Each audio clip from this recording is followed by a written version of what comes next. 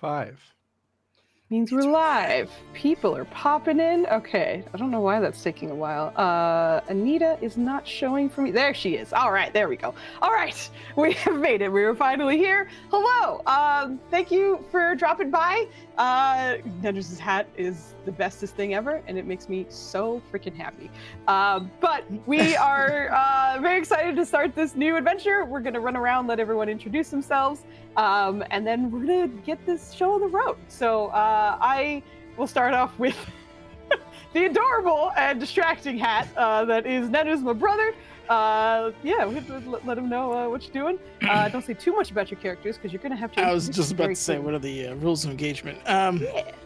Okay, so what are we doing? I am running a Pathfinder campaign on Fridays, which we picked back up, and the Wild Wild West, and they're planning to honestly just destroy a train.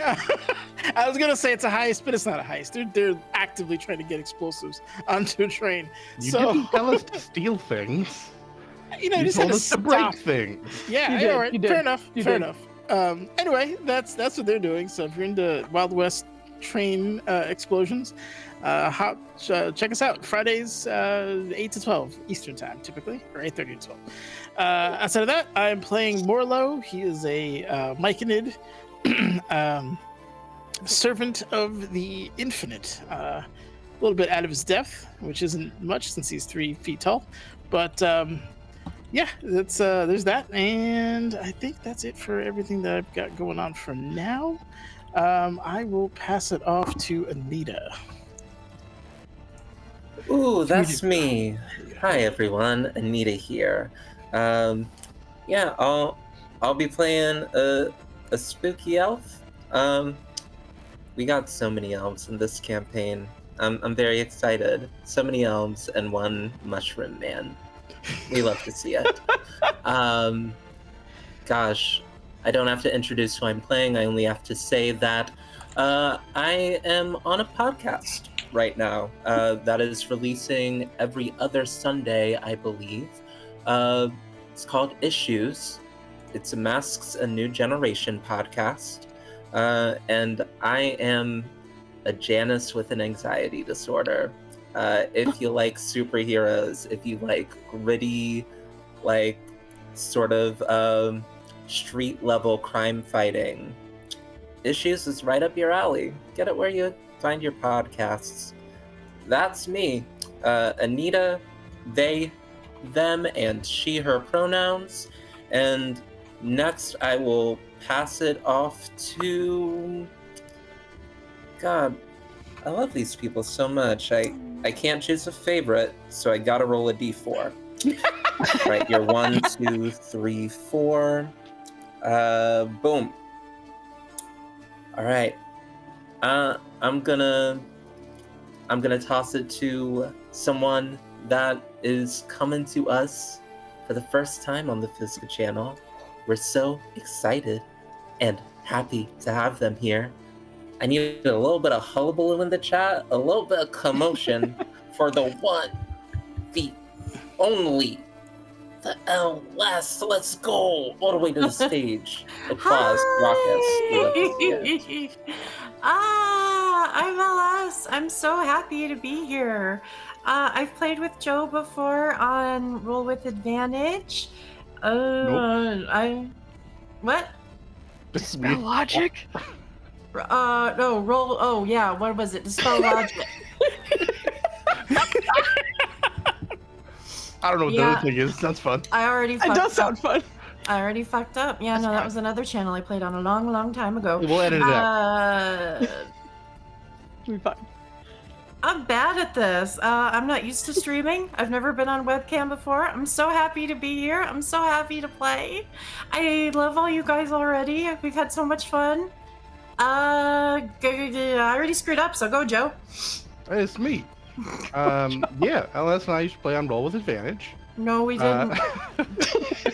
What the fuck? Dang Where it. did that even come from? I don't know. I just say things. And do stuff. Anyway, I'm Joe. I'm here all the time now. It's awesome. I like being here. I'm here to play good old Caldwell, and he's here to just make lives easier because he can, and that will make more sense as we go. But other than that, I'm also here for Pathfinders on Fridays and just around as we do other stuff. I have a channel, My Cosmic God, on Twitch. I don't stream regularly, even a little bit, but eventually I might get back to it. So, you know, poke around. Maybe you'll see me play some Mass Effect. But that's basically me. So I guess Ava, you should be now. We immediately got raided by Vogly. Hold on, I'm so sorry. I gotta say hi to Vogly. Thank you, girl. I know you were streaming. You were being creative and such. Thank you for the raid. I hope you had a wonderful stream. I just shouted out Vogly, so if you're not following her and you like to do creative things, she is also writing the most insane story. I like to hear that. But she's also on Difficult Terrain, our usual long campaign that's taking hiatus right now. So the Vogbog is a wonderful place to be, and if you're not following her, please do. She's my bestie of over 20 years, and she's one of the best people I know. So she's amazing. And pass that back to Joe, because he was passing it to somebody else. I can't believe that after I passed it off to the magnificent Ava, you would hand it back to the white man. I'm so sorry. And I just didn't even hear that. I didn't hear that. I any was value blinded and by authority. Vogly. I respect you, and I don't know why Shame. Foos doesn't, but please Such continue. shame. I apologize. Anyway, hello, my darlings and dears. It's your Madam Ava here. And I'm back after it's been a while. Last time you saw me, I played a big muscle mommy. And tonight, I'm playing a big muscle mommy. Maybe that's just a thing on the Foozca channel for me. We'll see. But tonight I'm playing Nima. She is one of the elves. And she is definitely a mother. And she's happy to be here, maybe. And we both use she, her pronouns, so now we're rocking it over to Evie. Hello, thank you, Ava. I am Evie. My pronouns are she, they, or any. You can normally find me over on Altered Echo Archives, where I run our 2 long-running campaigns. Once Upon a Reflection, which is a fairy tale cipher system-based game, and Empyrean Wilds, which is the sequel to our other cipher game, Empyrean Rising. But I'm really excited to be back on Foozca's channel tonight. I'll be playing, as you can probably tell from above my head, Jetsiri. Heck yeah. And obviously, back to Fooz, because you deserve to introduce yourself too. Thank you. I'm Foos. I will be DMing this fantastic medium-sized adventure. Most of the time we've been having some shorter series or our very long-form campaigns, but this is going to be somewhere in the middle. And I'm so excited to have this particular cast all together. Some of us are playing for the first time, and we have a lot of returning faces as well, but I'm fucking hype. I'm very excited for this.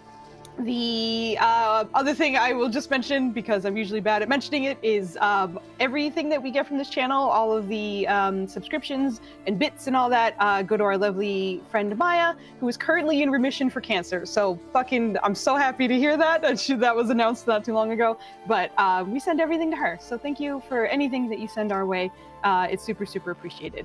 So that out of the way, and who I am out of the way, I think we can happily hop into our very first session of Echoes of Ruin. So, as we are coming together for this first moment, some of these characters are very familiar with the city that they find themselves in, Kimathe Kimane, a desert city with a magic oasis that never seems to dry. The water in itself is always clean and pure, and it is always refreshing to see, and also swimming. And most of the time, the city is a rather jovial experience. People are out early.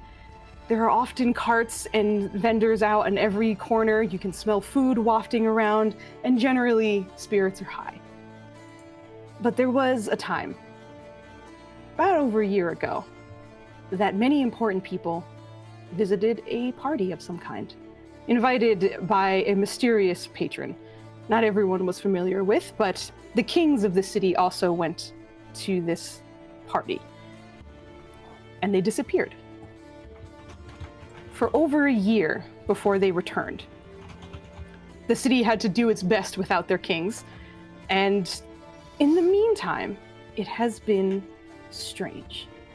Everything has felt off in some way. People could swear that their neighbors were disappearing. Also, that food tasted just a little bit different. Or in other times, people that they knew as well as the back of their hands were suddenly acting like strangers. Everything has just been a little bit off, but no one's able to quite put their finger on it. And this general sense of unease has permeated into every single bit of the city, where people are doing their best to keep smiles on their faces and to carry on with the day, while others are becoming a little bit more reclusive, a little bit more paranoid, unsure of who to trust or how to even go about their day continuously. But in general, some things carry on. And with the kings back, they are doing their best to make sure that the city is running as best they can. But clearly, the guards themselves seem a little bit stretched thin lately. Many different calls coming from many different places, some really, really close to the homes of those in this party. And for those of you who are visiting for the first time, you're getting greeted with many strange smiles. An attempt to keep up appearances, but in most cases, still just a bundle of nerves. Others are better at hiding it than most, but it is undeniable within the city. And as we start our adventure, we're going to be starting it off with a particularly helpful and rather different looking party member here, and also my brother. Morlo, could you please describe your character as he is currently speaking with a few of the citizens of the city, gathering some clues? All right, so Morlo is a mean 3'4", and about the same distance and width. If it's during the day, he kind of looks like a tent because his people suffer from sunlight sensitivity. So he's going to have some ill-fitting kind of cloak going on. Oh, no, actually, no. I take that back. He got it made by Bukami, so it actually does fit well. But it's really round. And he's got a hood that's kind of, triangulating off of his, the front of his little brim there. But I think the people that he's talking to are probably going to be freaked out, just because he doesn't actually speak aloud and is using spores to communicate telepathically. So those who are either curious enough or brave enough to stay around are probably the ones that he's speaking to. I'd say he's really patient, talks very slowly, at least compared to my normal characters, but he is curious. He's driven by the kind of strange changes that are happening, and his people have sent him to kind of investigate any and all incidences that might be affecting the Infinite. So he is looking, his query is broad, but he's just trying to, hey, have you seen anything different lately? Or has the Infinite, I don't know, tasted differently? Is there, have you seen any strange folk around there? Stuff, questions along those lines is essentially what he's doing. Yes, and indeed, you also have a contact that you have been asking questions on behalf of as you wander around the city trying to find out what is going on. As with your contact, she seemed to have been interested in something very particular to this situation. But Nenners, we're going to start you off with the very first roll of the game, as I always do with you, my dear brother. So, if you You're so cruel. If you could, please roll me a persuasion check, as you are speaking to people you have never met before, and you're doing so in their mind. So it's going to be your I'm first... not actually ass at persuasion. I know. I'm so proud of you. I know. And that this one time doesn't care if you're ass or not, Nanners. Joe, I don't need you to be bringing that up right now, all right? We need to believe in our boy Nenners right now. Oh, Dude, no. he's a low roller for life. He wouldn't have Oh, been. my God. Here we go. That's a 14. I mean, it's not. It's still pretty low. It's sub 10. I'll take it. Not bad. It's not bad. We're doing good. We're doing good. All right. So as you are speaking to some of the natives in this area, in particular, you've been not only memorable to everyone you have spoken to, but there have been a few contacts that have been a little bit more helpful, kind of describing a few things in a little bit more detail. And at the moment, you find yourself close to the bazaar, but it's, by the way, it's about like late afternoon at this point, probably about 3-4 p.m. The sun was at its height. It's starting to kind of go in the other direction, but thankfully your tent is kind of keeping you covered. But at the moment, you find yourself talking to a gnomish woman with a few sort of like potted plants and such in her hands. It looks like she was on her way into the bazaar as you were asking a few questions. And as you start speaking with her, you see her. I think I heard of you before, actually. You're the friendly little. Well, maybe you asked them at night. You okay? Do you need moisture? No, the infinite provides.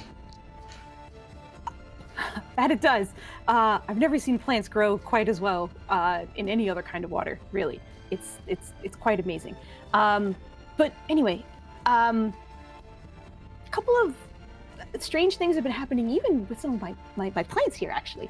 She kind of puts a few of the pots down and then extends one in particular towards you. I'm sure you're fantastic at this, but give me a nature check, please. Ooh. -1. Oh shit! Okay, incredible. Take that. As you are looking at this plant, it's a particularly leafy plant, clearly imported, not something that's native to the desert itself.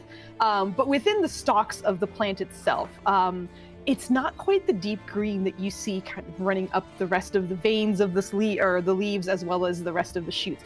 There's a very, very hard to notice, but your keen eyes picked up on them, kind of white slivers that are kind of working their way up the stalks. And you can see a little bit of them in the leaves as well, but at a glance, it almost looks like it's like a shine because it's so pale.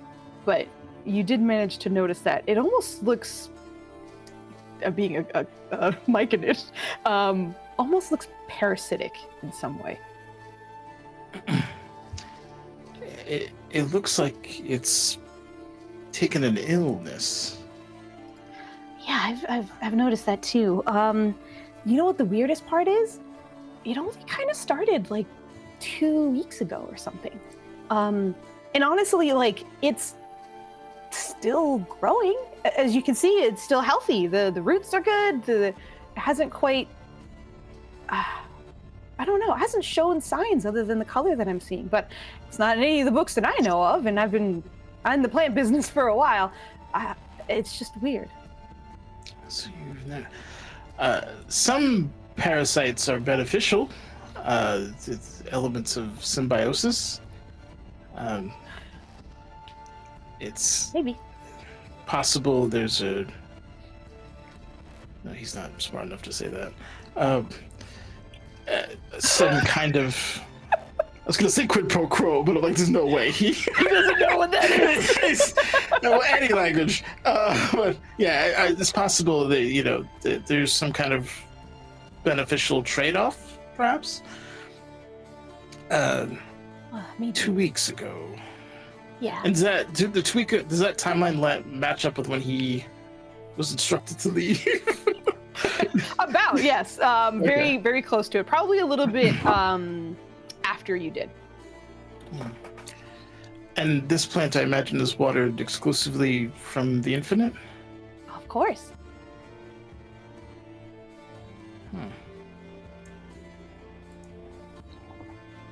It's gonna Not all my ponder plants that. have this going on, by the way. It looks like this particular one. I am trying to quarantine it a little bit, which is why I'm walking with it. At least that's what I was going to do. Okay.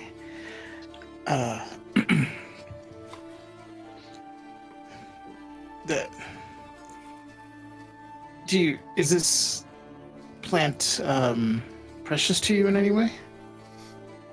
Well, I mean, what isn't, right? But why you ask? My people have tenders, and I could bring it back to them, and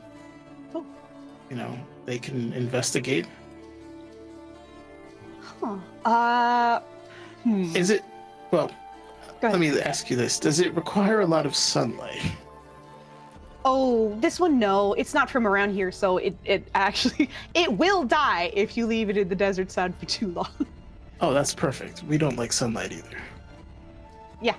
I figured. I feel like this is not even a persuasion because she's very comfortable with you, but I will have you roll it at advantage. Just to see how her Can you reaction. keep the upward trend, Enders? There's no longer much room for improvement. God, Joe, that's. Oh, thank goodness. Oh, Joe cursing me out here actively. Get out of here. Please give Joe a disadvantage. Someone give him a disadvantage like right now. That doesn't Beer remind me, based voodoo. I think Anita got advantage, so She did. Anita, I didn't want to interrupt and make sure it was seen. I kept track. I thought the same and I immediately forgot. So Anita, on your very next roll, you're gonna roll advantage. Was so. it that one or the permanent one? I don't remember the difference. No, the advantage is your very next roll. The D20s are the. Gotcha. You like pocket that for whenever you'd like. Thank you. Joe. But I appreciate the as advantage. yeah, thanks, Joe. I'm out of points, but I give Joe advantage in spirit. Unfortunately, we can't do anything with that, but Joe appreciates the My heart sentiment. can. Thank you. Yeah, you gave his heart advantage. Every now and then, you don't see it on stream because it's cut off, but Caldwell's hand, sometimes I think it's yours. But anyway, as you are talking to this woman, she kind of shrugs and, all right, if you need me, I'm on the west side of the bazaar. I have a little tent there where you can see me and a bunch of other plants and such. I have a couple of mushrooms too, but I don't keep them out during the day, of course. But there's that. By the way, have you, I mean, I don't know if this is what you're focused on, but if you haven't been, the Roots and Dose might have some more info for you. I know that she's been pretty good about, listening about what happens to the plant life around here. Yeah, she's great. She provided me shelter when I first came to the surface. Oh, perfect. Great. So you already know her. All right. Well, I gotta get back. Good luck with everything. Yeah, he's taking the plant, right? So he's got. Yeah, you now have a little plant. Okay. He's like, Just to keep in mind, you went out in search of information and then you just come back with a plant. yeah. I would say, yeah.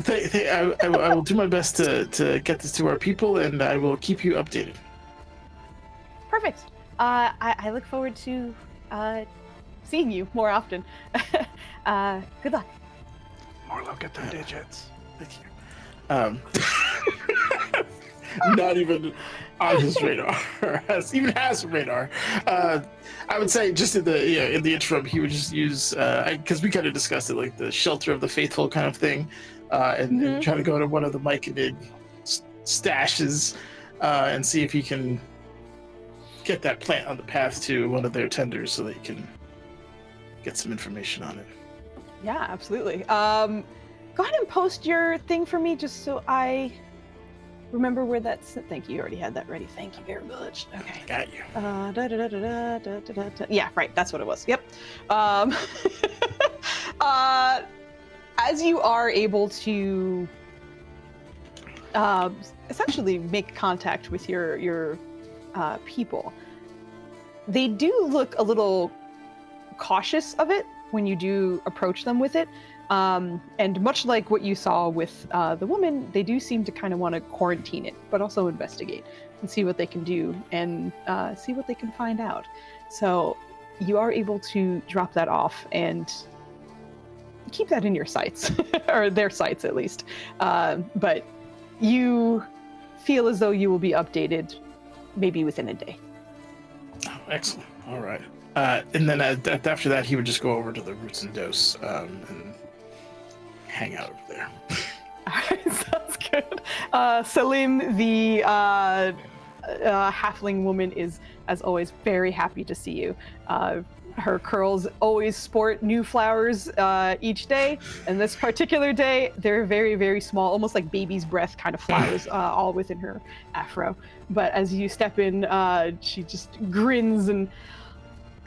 I'm so shocked to see you out during the day, but I am glad that tent, I guess, that Mukami has made for you is working. It's kind of busy here, so any adventures though? How's it been? It's slow. I met a few elves, and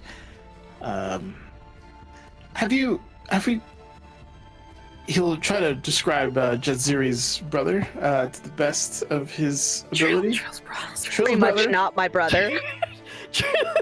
Everyone's brother. He's just gonna go through all the brothers. The whole list. Anyone who's got a brother, there's a bolo out for him.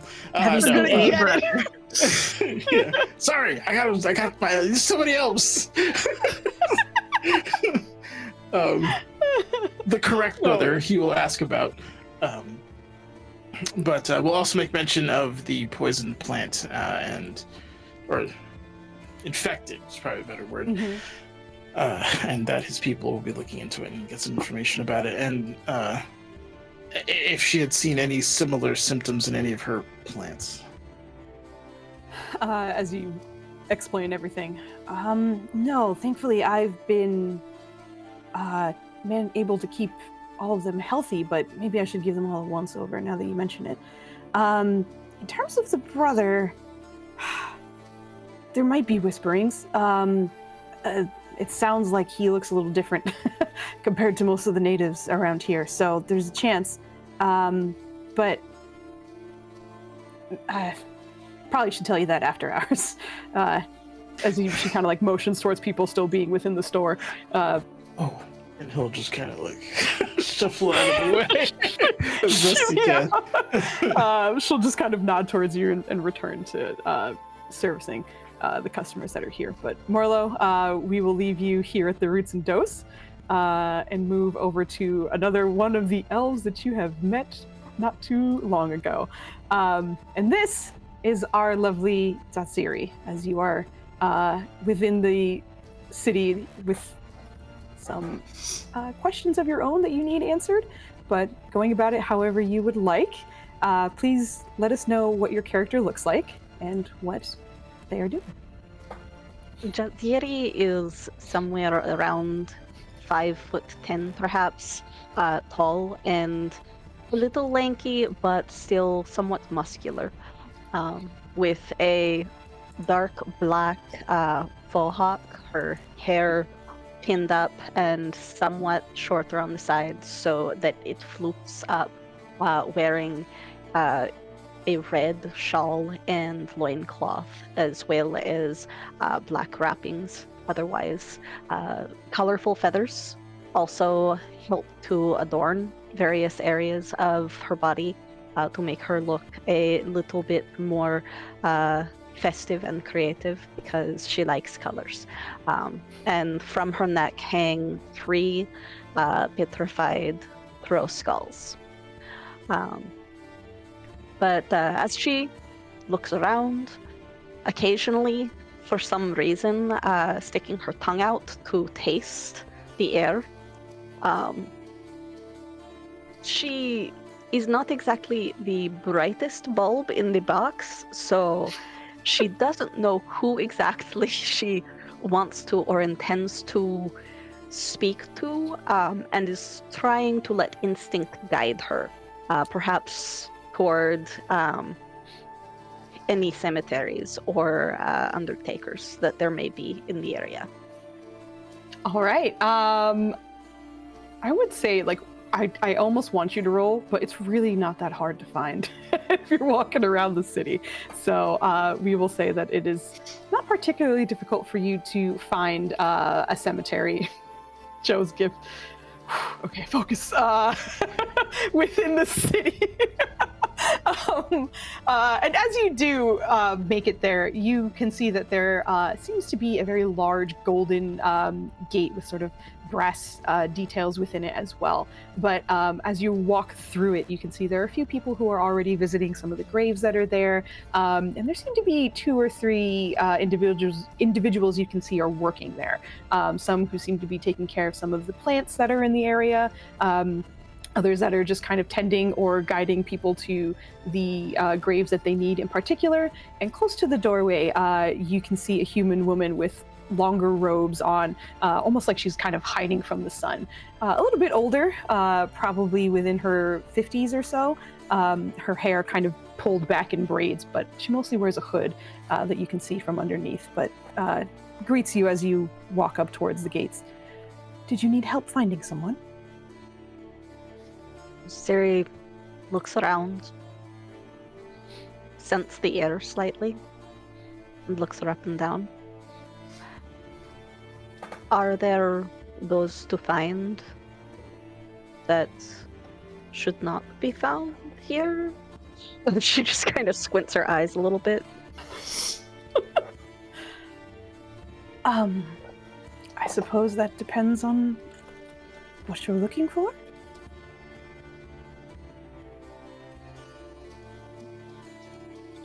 I will What I walk. should say is, how can I help you?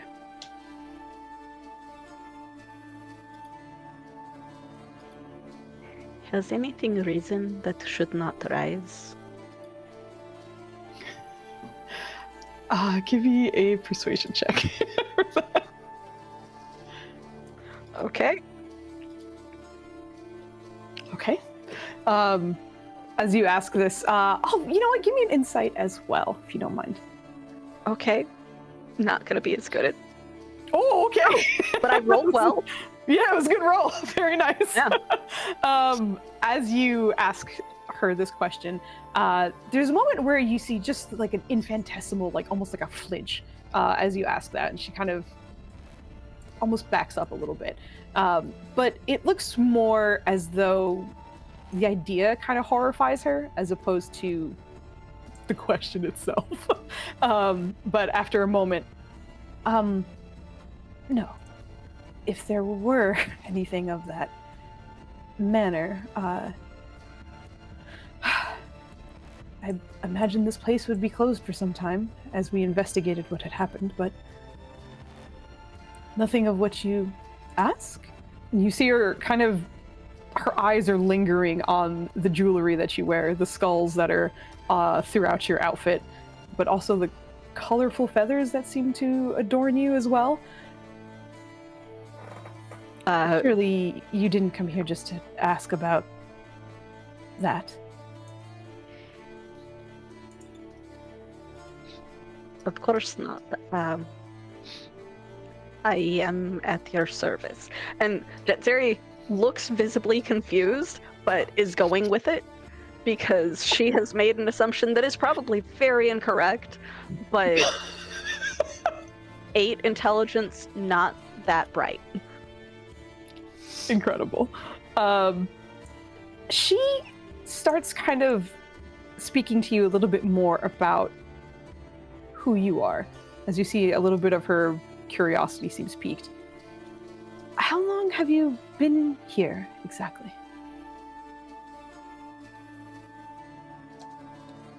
Long enough. When we came back, I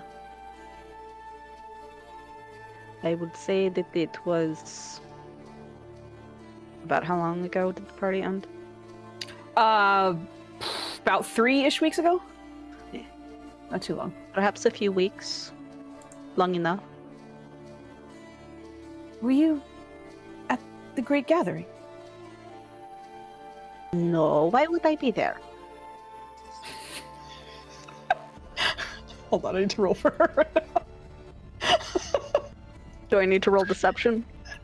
No, Okay. you didn't see it, but that was a natural 4. Okay. As she kind of looks over you, there's a brief moment of a squint, and then, I'm sorry, I've heard tales is all. But I can at least see that you are not a commoner, at least. And to what does that matter? Your beliefs. There are specific ideas around death that are common around here. And most of them are not in reference to them raising back up from their graves, but instead a hope to be reborn in some way. That your life will extend and be fruitful.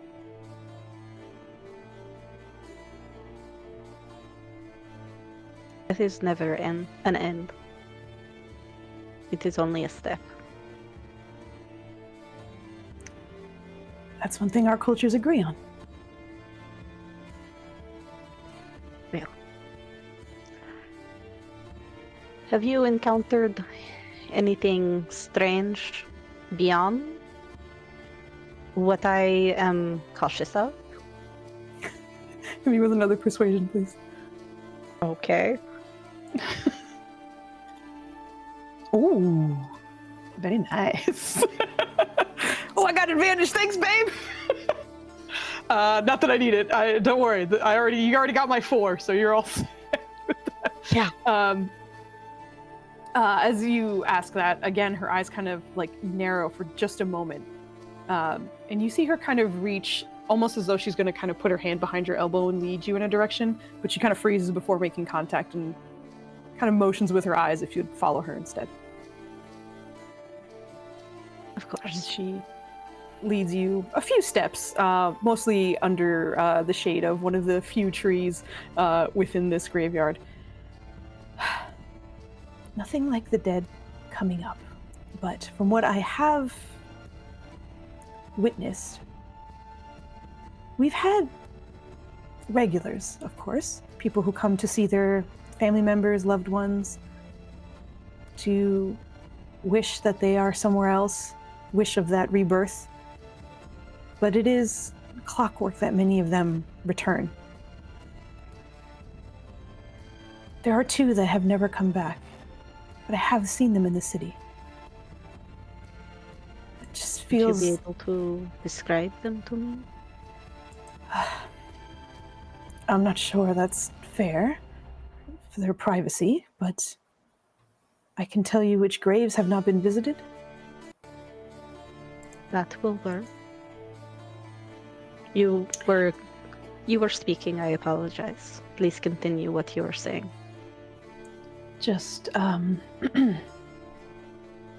if something is wrong, I'm not sure what we can do about it. But I hope they're okay. People have been acting strange, and it makes me wonder if they are too. But, she kind of motions. She gives you the direction to 2 different graves, one of which is a little bit closer to where you are, and the name on it is Perina Silvermane is the first. Minute. Let me find somewhere to write this. Yep, no worries. Perina Silvermane. Yep. And I know you're real good at these, but I'll give you a history check afterwards if you can see where you can deduce where they may be from. But for now, that's the first. Yep. And the second, pardon me as I go look it up. The second is Iduva Hacker. Can you spell that? Yeah, I'm spelling out both for you. Do not worry. Here you go. A D4 for Ava. You just got a D4. Perina and Iduva families Iduva. coming to visit the graves where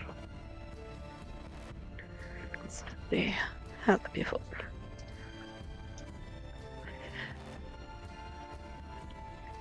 I thank you. I cannot offer much comfort, but Mama's attention is on it. I can tell you this much. Mama? Yes. All right. I'm sure that she is as confused as Jetsiri is on a frequent basis. Yeah, she's extremely confused. You can see there's a polite, like, retraction from the conversation where it's like, I'm not sure what that means, and I'm not sure if I should ask, but she kind of takes a step back. When Jetsiri said that, she, like, touched one of the skulls. Okay, gotcha. You'll see one of her brows kind of, oh, you just got a D20. These are the ones that do not expire, so you can hold on to that one for as long as you would like. Same as the one you were given, LS. That's another one I'm going to interrupt. Oh, LS got a D20 too? Hell yeah. Bobby's just Alright. throwing her weight around because she's got all the points like the rest of us do. She's throwing her weight around. Oh my goodness. Thank you, incredible. Bobby. Yeah, good job, Ugly. Damn straight. All 12 I pounds. am anything but. So, as you say this, you see kind of her eyebrow get raised, and then I suppose we are very lucky.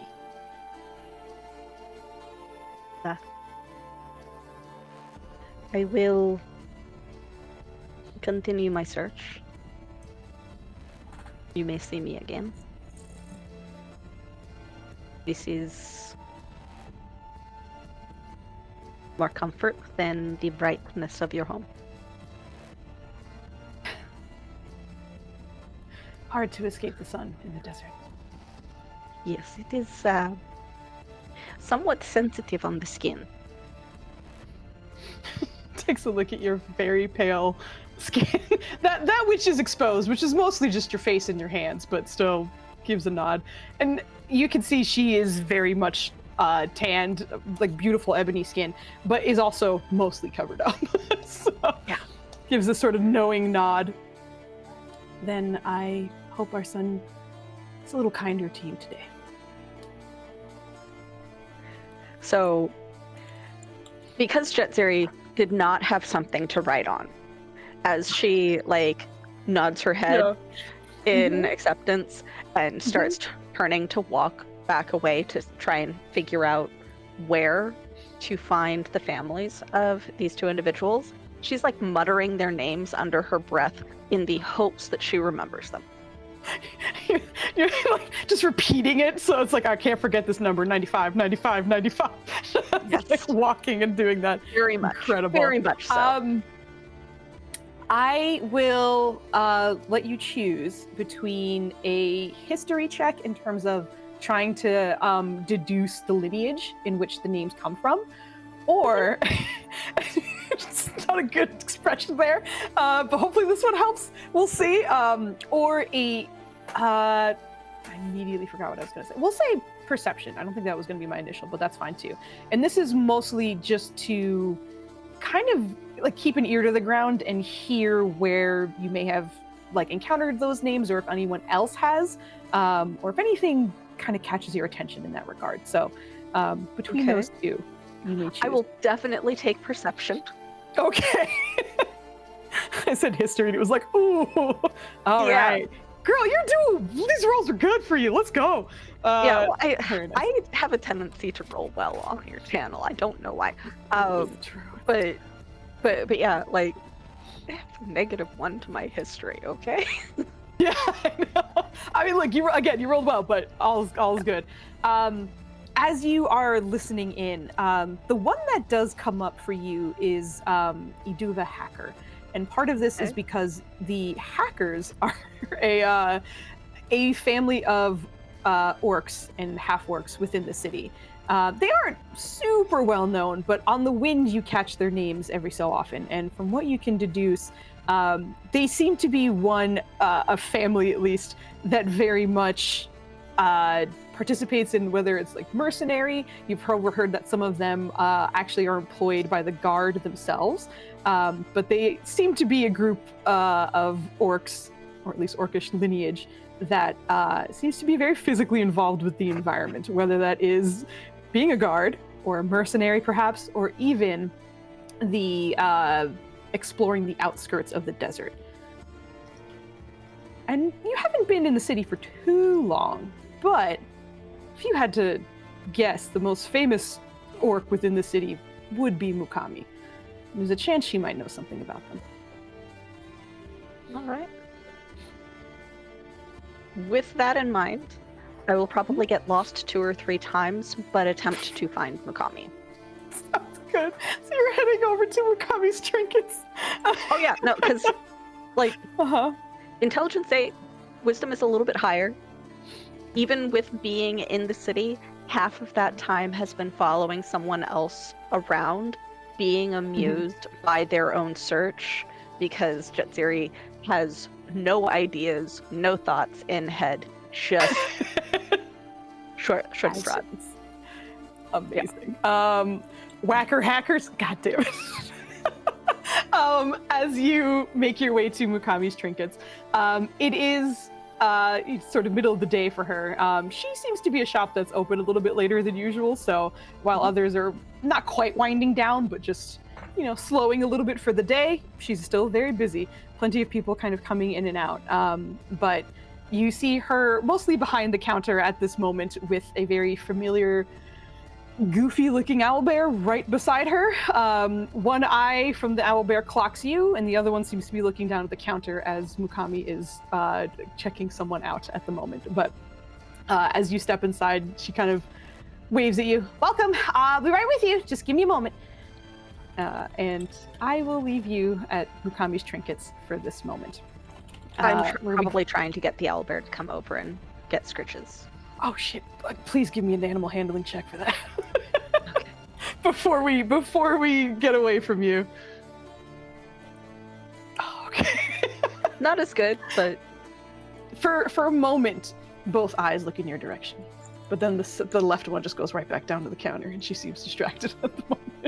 But Waku at least acknowledges you for a moment, and from a distance, you can still hear a soft little cooing sound, but goes back to being distracted immediately.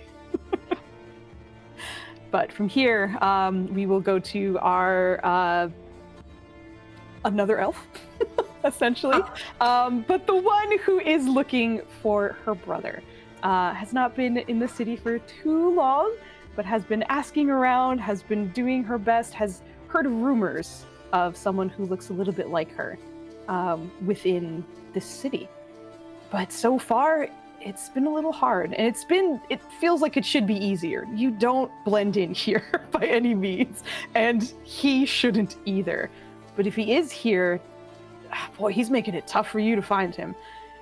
At best, you've heard that there have been sightings of him in popular places, which doesn't help you much. Some people have mentioned the bazaar.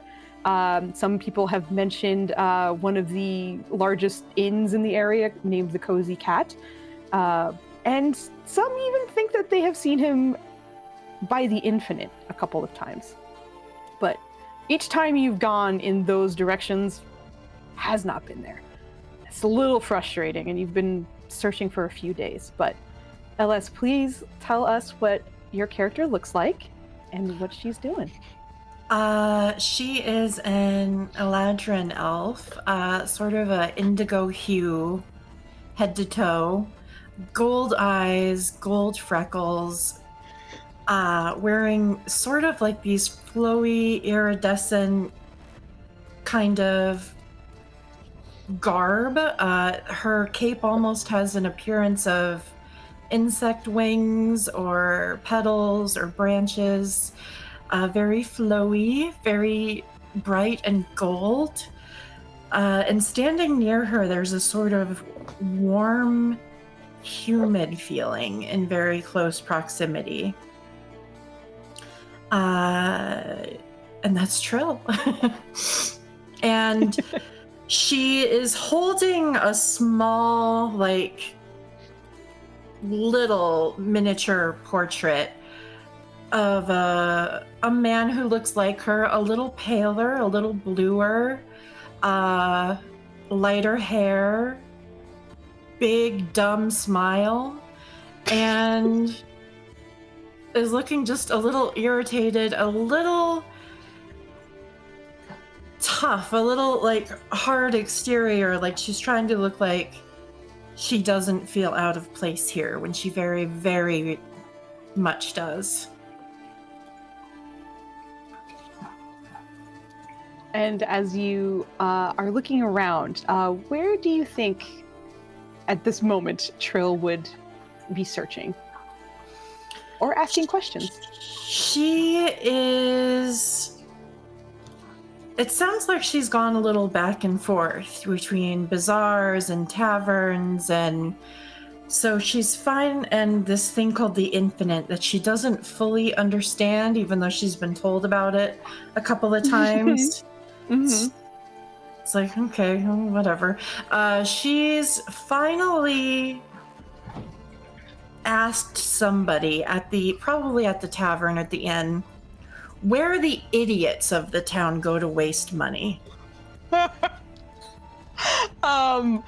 You, having kind of dropped by there a couple of times, have come to know the Tavern Keep, as he does seem to be a rather jovial individual, but more than once has seen you come in looking a little confused, and in an attempt to kind of help or ease your frustration has struck up a conversation or two with you. But you find yourself talking to the very familiar face of Edu, who is the owner of the Cozy Cat, and is, of course, a tabaxi, a sort of silver tabby almost with stripes that kind of pull back from his face.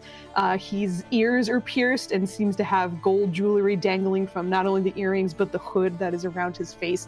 Very colorful attire, numerous sort of wrappings of very vibrant purples, even some reds as well. But the only thing louder than his jewelry, as he seems to kind of clack his way in your direction, is his smile. And he comes over to see you stepping back in. I don't see a happy face here, and I took it upon myself to come fix that. Trill, darling, what is wrong? Still haven't found what I'm looking for, I'm afraid. Where do you keep your idiots in this town? Where do they go? Where do they spend money? Where do they waste their money? Where do they play? The first place I would say would be the Greasy Bottle, because who willingly goes to a place called the Greasy Bottle? Idiots Sounds doing gross. idiot things. That's what I was thinking as well. If they otherwise perhaps are interested in, I suppose, gambling or something in that regard. Yes. They may find themselves, but he's an idiot, so maybe not that. Well, there's a fancier place, at least, that I can recommend if you think he might be there. We try it. I don't know if he'd get thrown out on his ear. It wouldn't be the first time. More than anything, you would... Is that a dog I just heard? Sorry. No, you're fine. It's allergy season, just- Sam. Is that your dog making the allergy Yeah. noises? Oh no! I hope she's okay. Oh, I poor think she baby. drank her water too fast. Okay. Okay. Well, good. As long as she's all right. She's good. Good. As you hear Edu speaking with you. All right. Well, if that's the case, then the Sapphire Mirage is a bit of a fancier location, but a place where information and gambling is had quite often. So if he even attempts to fancy himself someone of that, which, again, as an idiot, he might think he belongs there, but it sounds like he doesn't. Either way. He thinks he belongs anywhere he wants to, whenever he wants to, so he might give it a try. That's entirely true. I did want to mention, there have been a few people I've noticed who have been paying a bit more attention, perhaps, to strange things that have been happening in the area. I'm sure you've met both, perhaps, one of which seems to be the center of this entire city. And the other is usually for those who have a little bit more, perhaps, money to buy a couple of things. But if you haven't been to the Midnight Scale, Kurugu has been investigating a couple of things here and there. Might want to give her a visit. What's the Midnight Scale? Oh, it's a magic shop. She's a very talented enchanter and seems to be able to make anything, but costs a pretty gold or two. Worth it, though, from what I've found. She's the reason why this inn is never particularly hot. Managed to enchant the whole damn building.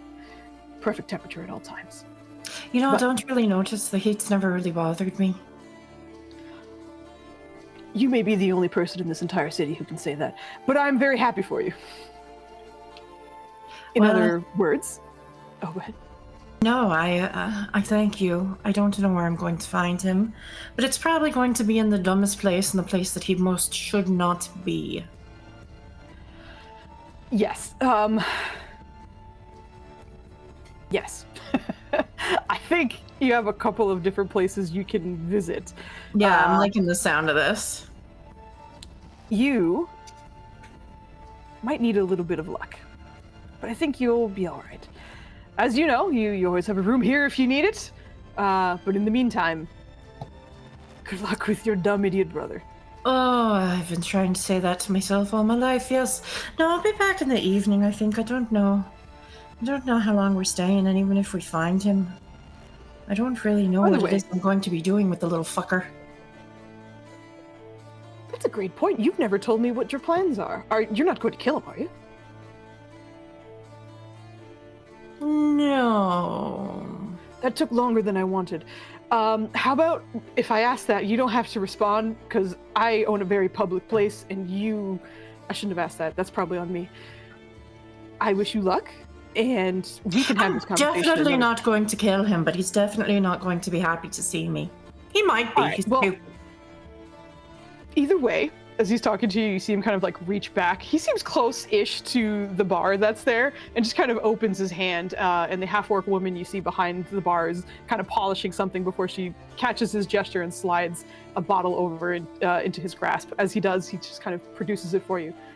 For your troubles and your stress. Oh, cheers. What do I owe you? Nothing. You know where I'm from. It's quite a thing to owe somebody. You wouldn't do that to me, would you? No. That's what I was doing it for. He kind of points at the smile you just made. Anyway, go ahead. Cheers. Thank you, son. With a kind of nod, you hear all of the bits of jewelry jangle as he does so, before he turns back and greets a table who seems just as boisterous as he does. You better not throw up tonight. So he kind of sets a hand down on the table and engages with this group of people. But you have 3 possible locations to check out after your chat with Edu, and a bottle in your hands that, at a glance, does seem to be a smaller bottle, at least. I'm not sure if, well, it's essentially the size of a beer bottle, but my brain immediately thought of soju because I've been hanging out with some Koreans because of family. But essentially, it seems to be a Elven Blues kind in a smaller bottle. Bless you. Stop it. Not allowed to sneeze. How is it? Oh, my goodness. If you take a swig, it's pretty good. All right. It's not the smoothest, but it's certainly enough to make you feel it, which is nice. I think I need The it. burn Yeah. is a bit refreshing. Mm-hmm. What? They're them talking in all caps in chat. Bless you, Joe. Thank you, Netters. Okay. Thanks, Ancina. Embarrassing for you. I heard the sneeze from the other room. Okay. Actually, Anita, I was muted. All of you just heard it in your various Yeah. rooms. That's how loud it was. Incredible. Trill, of those 3 places, or wherever you would like to go, where do you think you are headed? Well, with his history, I think I'm checking out the casino, the gamblers, the Sapphire Mirage. Yep, the fancy that's- place that he's probably not fancy enough for. It's Yeah. him all over. Yeah, that's like it or not. You would be able to at least hear and know that the Sapphire Mirage is typically open at night. It is It's too 4 or early. 5-ish p.m., so it's a little too early for that, but that doesn't mean you can't say that's your next on your agenda. But if there's anything else you would like to do before you get there. I you guess have a the little bit of midnight time. scale. Okay. So you're heading towards... Do you think this is her first time in the magic shop of the city? I think possibly yes. She hasn't been there very long, and I don't think it would be at the top of her list with him. Okay, yeah. That makes sense. So I don't know. She might have peeked in once or twice before, but probably not lingered over long. Sounds good. So you head over to the midnight scale, which from the Cozy Cat is a little bit of a walk, but as mentioned, the heat never bothered you anyway. You managed to kind of make your way over into that direction. And you eventually see a building that is particularly spotless, it seems. All the other buildings seem to have some visible wear and tear from just being outside, of course, which is normal with the sands kind of whipping around and the occasional rain that comes about. But for the most part, they just seem well lived in, what seems to be the case. This building looks untouched. It's not that the paint or the shingles are particularly beautiful or ornate, they just look spotless. And from the outside, you can see the sign that reads the Midnight Scale. And as you are stepping in here, you can hit me with your very first roll, which would be a perception check on the way in.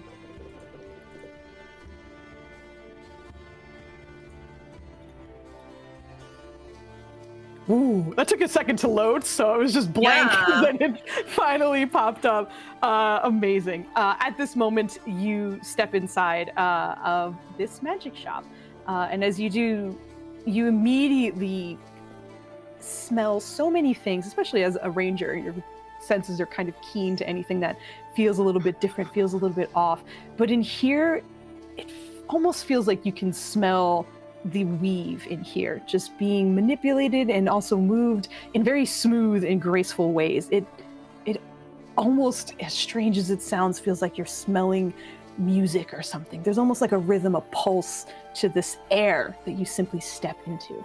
And as you do, the very first person that catches your attention is a blue-skinned tiefling, younger man, probably early 20s or so, seems to have numerous bits of gold jewelry on him that all seem to have the same like embroidery.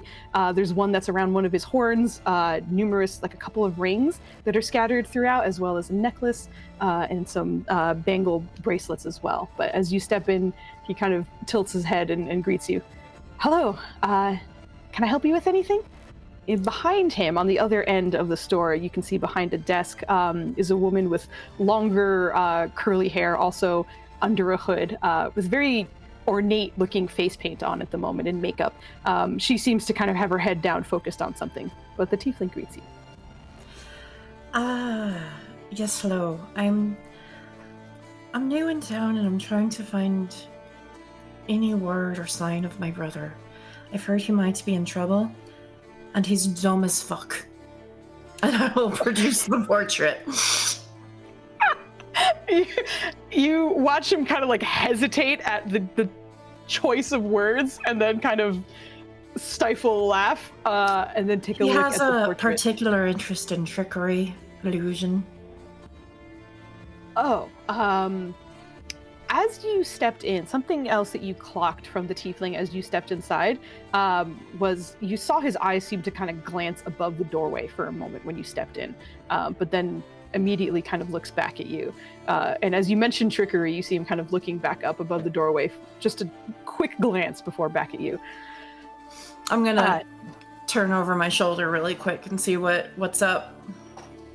Above the door, above the threshold itself, you see within the actual stones of that archway into the doorway that is, you can see numerous different stones have runes on them. various that seem to kind of be inert at the moment, but one in particular seems to be kind of pulsing very, very faintly. And you kind of see him looking at that one in particular, but there are many, probably well over 30 or 40 above that door. Different stones, only one of which is glowing. Okay, I'll look back at him. I'm curious, but I'm not gonna ask. I realize also, I do have a little map for you if you wanted to see where you're chilling at the moment. Oh, As many folk have been here, especially within the difficult terrain crew. But you find yourself here speaking with that man in particular. it's so cute. I have to say, I don't think that person looks familiar, but He may look a little different. This was taken many years ago. oh, I imagine the likeness is not too unchanged. We do have a bit of longevity on our side. sounds nice. Toast. Again, hauled into frame. Toast. But you see him nod. I have to admit, I am often here. So unless he stepped in here, which I don't think he has, but I feel like we would have noticed.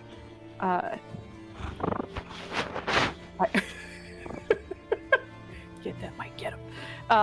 As you are hearing him speak with you for a moment, the woman in the back raises her eyes and then kind of narrows them for a moment. I'm sorry, who are you? And Trelitely. Trelitely. Would you mind? Can I see that picture? I'll head over and show it.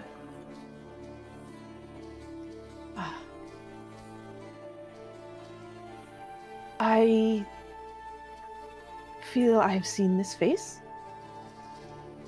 but it's hard to remember where. How long have you been searching? I've only just arrived a couple of days ago. I'm fairly new into the search and I don't know the area.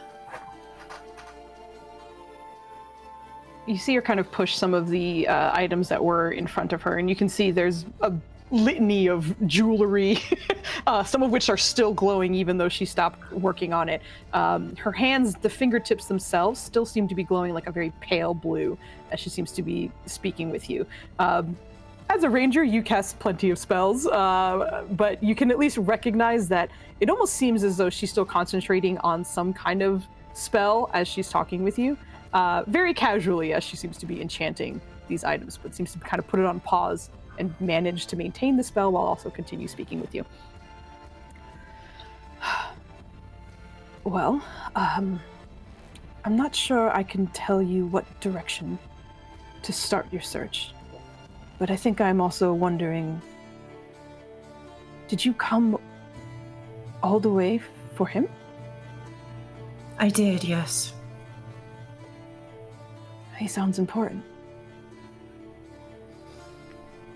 Well, his family, isn't he? What For are we gonna better do or with worse. Ollie? I mean, I've got some to spare if I find him, but you might not want him. Just kind of give a wry smile and just kind of, family. I understand quite a bit. I feel for you. And you know who you are looking for. So, what might help is a scroll.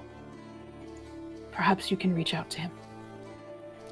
Unfortunately, I can't give it to you for free, but at a discount, perhaps, for the loss of a loved one.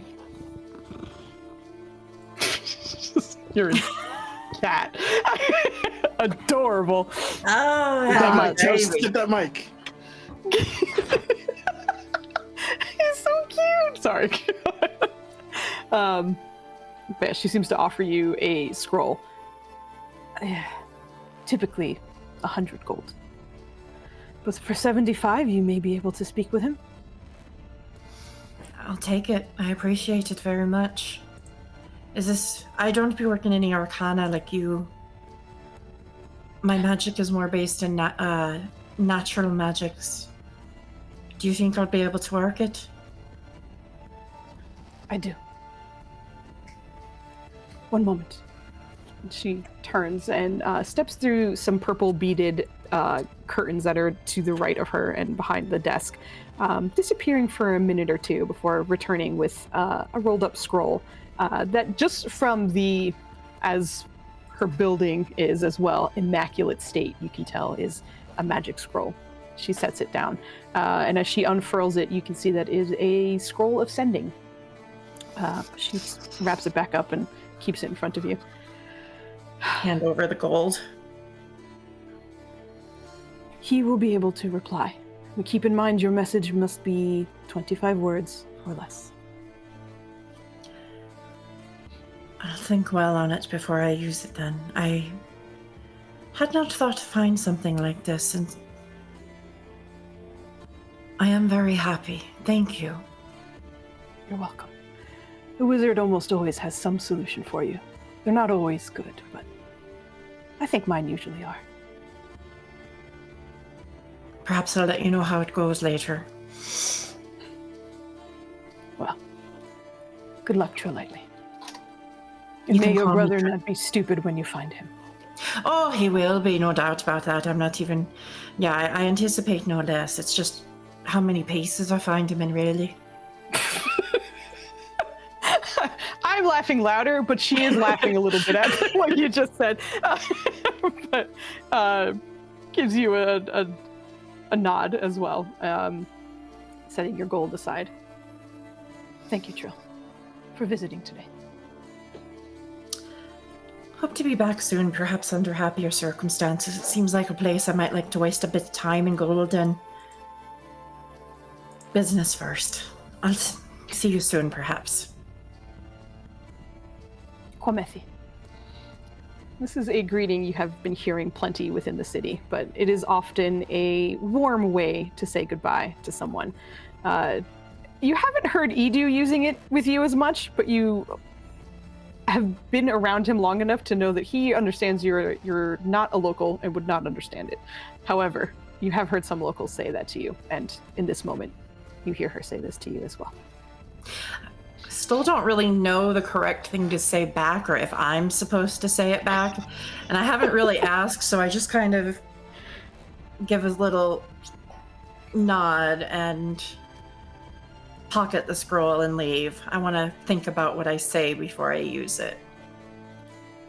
And you do have two friends who are also trying to help you as well. Yeah, Perhaps they may have some ideas. I might try to go see what they're up to. Like for a moment, I was like, how hard would it be for you to find Not perhaps very. the palest person in this city Yeah. and a mushroom? And yeah. Probably not too hard. Yeah, no, I think I'm good. Exactly. I'm just gonna follow the line of baffled-looking townsfolk. Yes.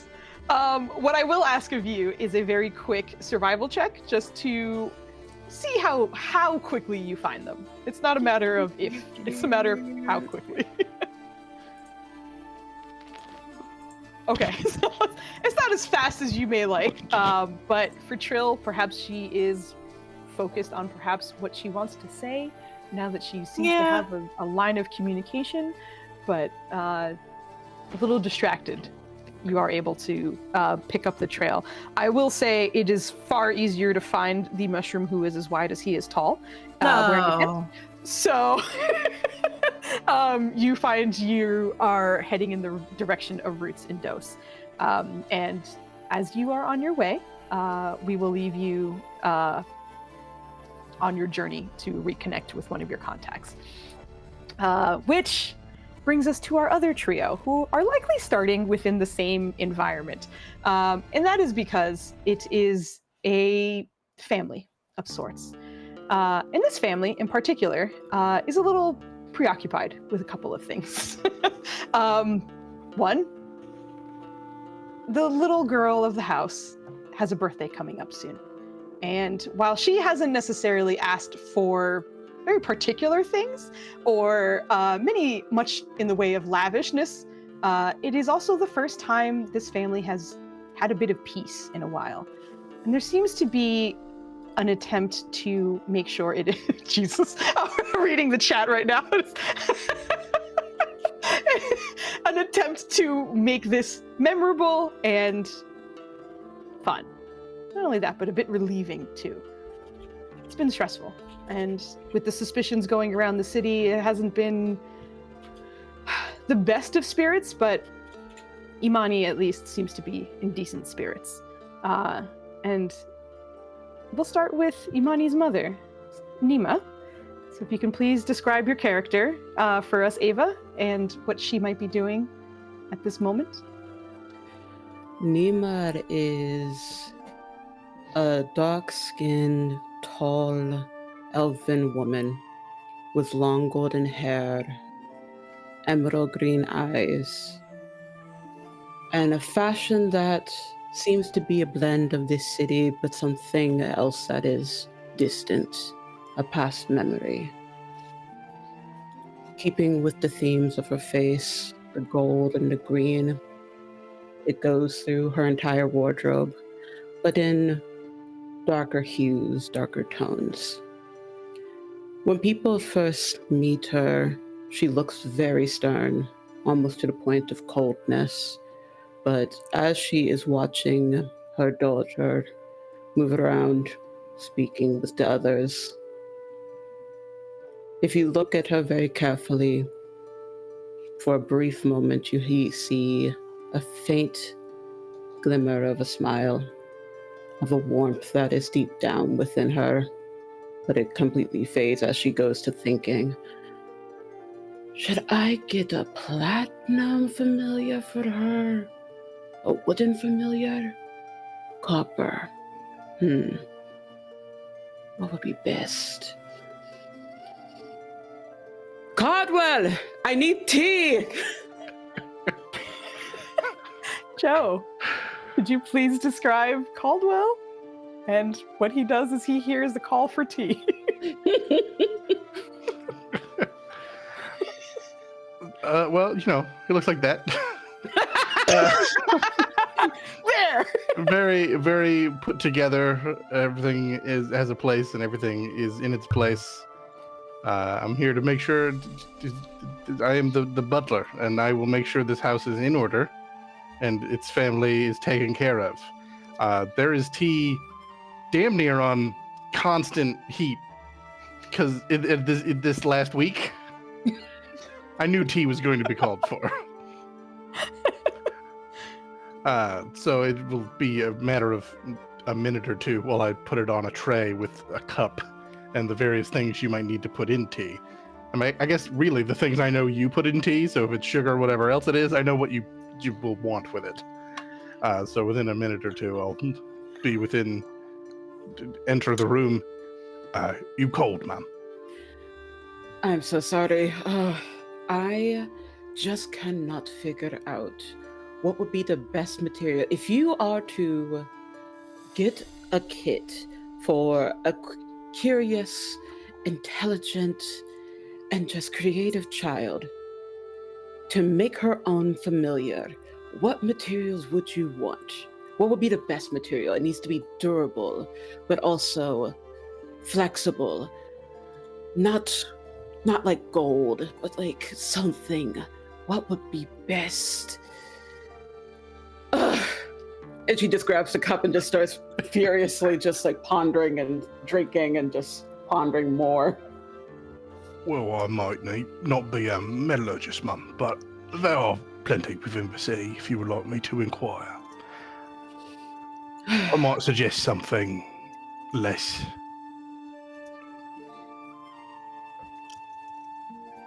fancy, I suppose. No, you're right, that's true. For her first, it should be something crafted with love and care. If she wants it to be more extravagant, that can be built up. That's fine. I just imagine a very sad little girl after it breaks the first time. But if it can be put back together, that is both a relief and a lesson. Oh, that's true too. But she's usually very good with her toys. If you could look into the top 3 best options for crafting your own familiars, I would greatly appreciate it. Do you need for that now, or would you just want to report back to me? I can get on it right away, Mum. What would I do without you? Heavens forbid, Mum. Is there anything you need about the house before I make a journey outside? No, just take care with the rumors going around. I know you can handle yourself, but still, a mother worries, even if you're not my kid. Well, my mother worried enough for, I think, all the mothers. So you just let that be, Mum. I'll be about the streets. I'll find a metallurgist, inquire, and there are a few decorations that still need to be purchased. True. I shan't keep you.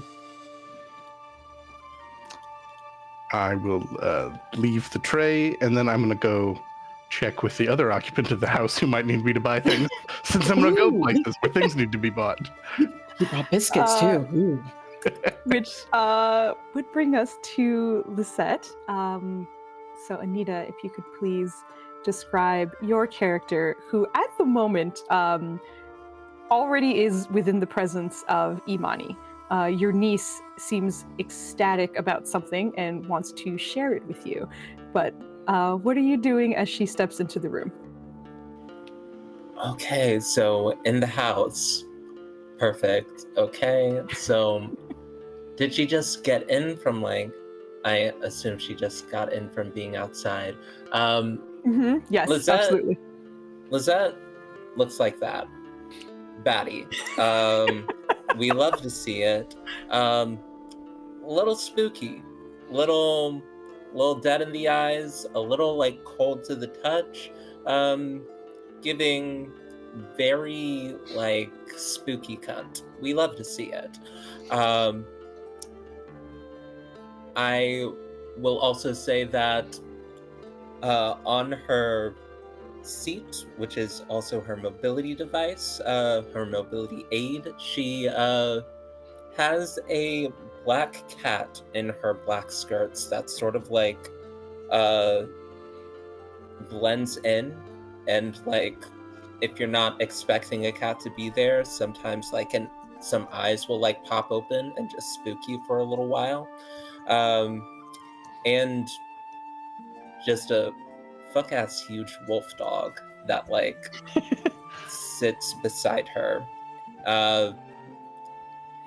And the dog is the friendliest motherfucker. The cat is a rat bastard, and we love them both dearly. I think as you see Lisette, she is not... I think, like, as her niece comes in with energy and excitement, Lisette is some of the happiest that you will ever see her. Eyes bright and with a little bit of spark of life that you don't usually see, like a big, bright, genuine smile. I'm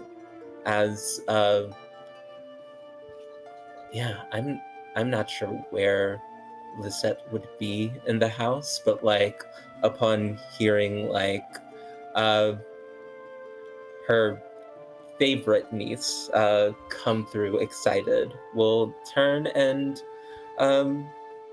say, Charmante dame, what what news do you have? Auntie, I found a rock, but it's special. A special rock. Do you want to see it? I am blessed this day. Come, show. And Imani, your niece, is a plot twist. She found a rock. It's a huge bird. Jeez. Jeez. Mom, I found a in my rock. Can I imagination- keep it? It's like, oh Lord. Sure, the best but is in where my will we put- imagination. This happened in the backyard. Can you imagine she goes in the backyard and finds like a 4-ton bird? It's like, can we do? Would you mind? Oh my god, my little animation. Anyway, Hey, her mama was Imani. looking for a familiar for her. Yeah. done. We got it. We're all Got set. the- But Imani, your niece, is a beautiful brown-skinned preteen with blue eyes, and the front of her hair seems to be braided with darker brown hair. The back of it, a blonde that very much is reminiscent of her mother's. But as she steps in and seems to kind of almost sheepishly be hiding something behind her back, you are relieved that it is not a many-ton bird, but instead seems small enough for her to carry in her hand, which she is hiding behind her back at the moment, but immediately turns to kind of produce it. And you see what, sure, is a rock, but looks more like a gem, or perhaps some kind of uncut gemstone. It's purple and clear, but she's not wrong. There's something special about it. You're not entirely sure why. But you can see remnants of sand on it as well. She likely found this on the ground, perhaps in the ground, perhaps she was digging. You're not entirely sure what. But as she produces it, give me a perception check as you are. Oh, you have advantage because you were gifted advantage. So your very first roll, please go ahead and give me your perception at advantage. I'm gonna need it. Wisdom's the next step. We love that. Thank you, chat, so much. I don't know who gifted me advantage, but Jelcat, We- who's awesome. Yeah. Jalket. Jalcat, you a real one. Appreciate you. Gosh, I completely forget how Roll20 works, so I don't know how to toggle the advantage. So It should be at the top left-ish of your. Oh, it's not even there. Hold on. I'm gonna do some goofy shit to your character, or your sheet, so don't be alarmed. Who's let you down Um, and didn't put the advantage all right. toggle on? That's not on There you. we go. All right, you should see it at the top center where it says normal, Got you. disadvantage, advantage. So just go ahead and click advantage, and then go ahead and roll your perception. I almost forgot. Anita, you also just got a D4 from Kit. Ooh. And I forget, I'm an elf. So what do my elf's eyes see? Everything. We get You have a bonus. proficiency, yeah, because you're an elf. Ooh! Huh? Hey, Advantage Yes. went in hot. thank you. Let's Thank you, do- advantage. Appreciate you. Thank goodness. As this purple gem seems to kind of sit before you, as it sits in her palm, it is so faint. But as you described, you are a proud, wide-eyed auntie in this moment as you are taking in every detail of this moment. And as this beautiful, kind, brilliant child sits before you with this stone in her hand, you can see that it's glowing just a little bit. And as you watch it glow, it seems to be in pulses. Very, very slow. But you do catch it.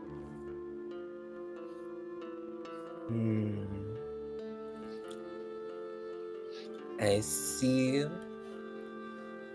how you found this rock. I see how this rock finds you. It has a light inside, just like you. I think I want to keep it, but I don't know where. And you and Mama have a lot of jewelry. Do you think we can make it into, like, can I have like a necklace maybe, or as she's holding it, it's relatively big. So if it were to be a necklace, it would likely be a pendant of some kind, but certainly not small enough to put, for example, like in a ring or an earring. But So, I was thinking, but I wanna make it. Can we make a necklace? Can we do that? You can do anything. And of course, I will help you. We can go to the library tomorrow, tonight, if you would like. I'm not sure if it's still open, but we can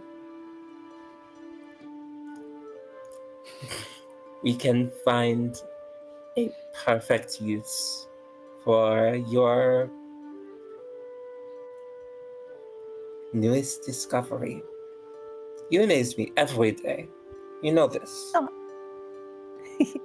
she kind of reaches forward and she's not a huge hugger, but what she seems to really love is kind of like holding people's hands.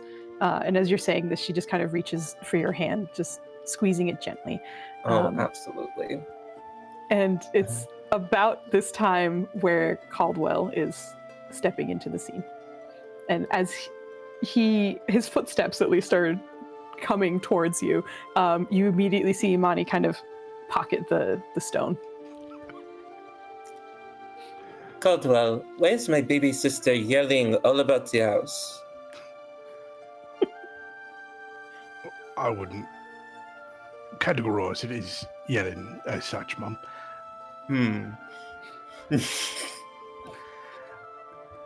In any case, I need to step out. What can I do for you? It's much more what I could do for you, Mum. I'm about to... You do not have to call me Mum. I am no one's mother. I've made sure of that. As you've said, Mum. But I do need to head out and make some purchases and inquire about some materials. Is there anything I can pick up while I'm out? Well, it seems we will need a jeweler's kit very, very soon. So if you could pick some of that up for the house, it would be much appreciated, Caldwell. Is there anything else you need, Imani? No, I don't think so.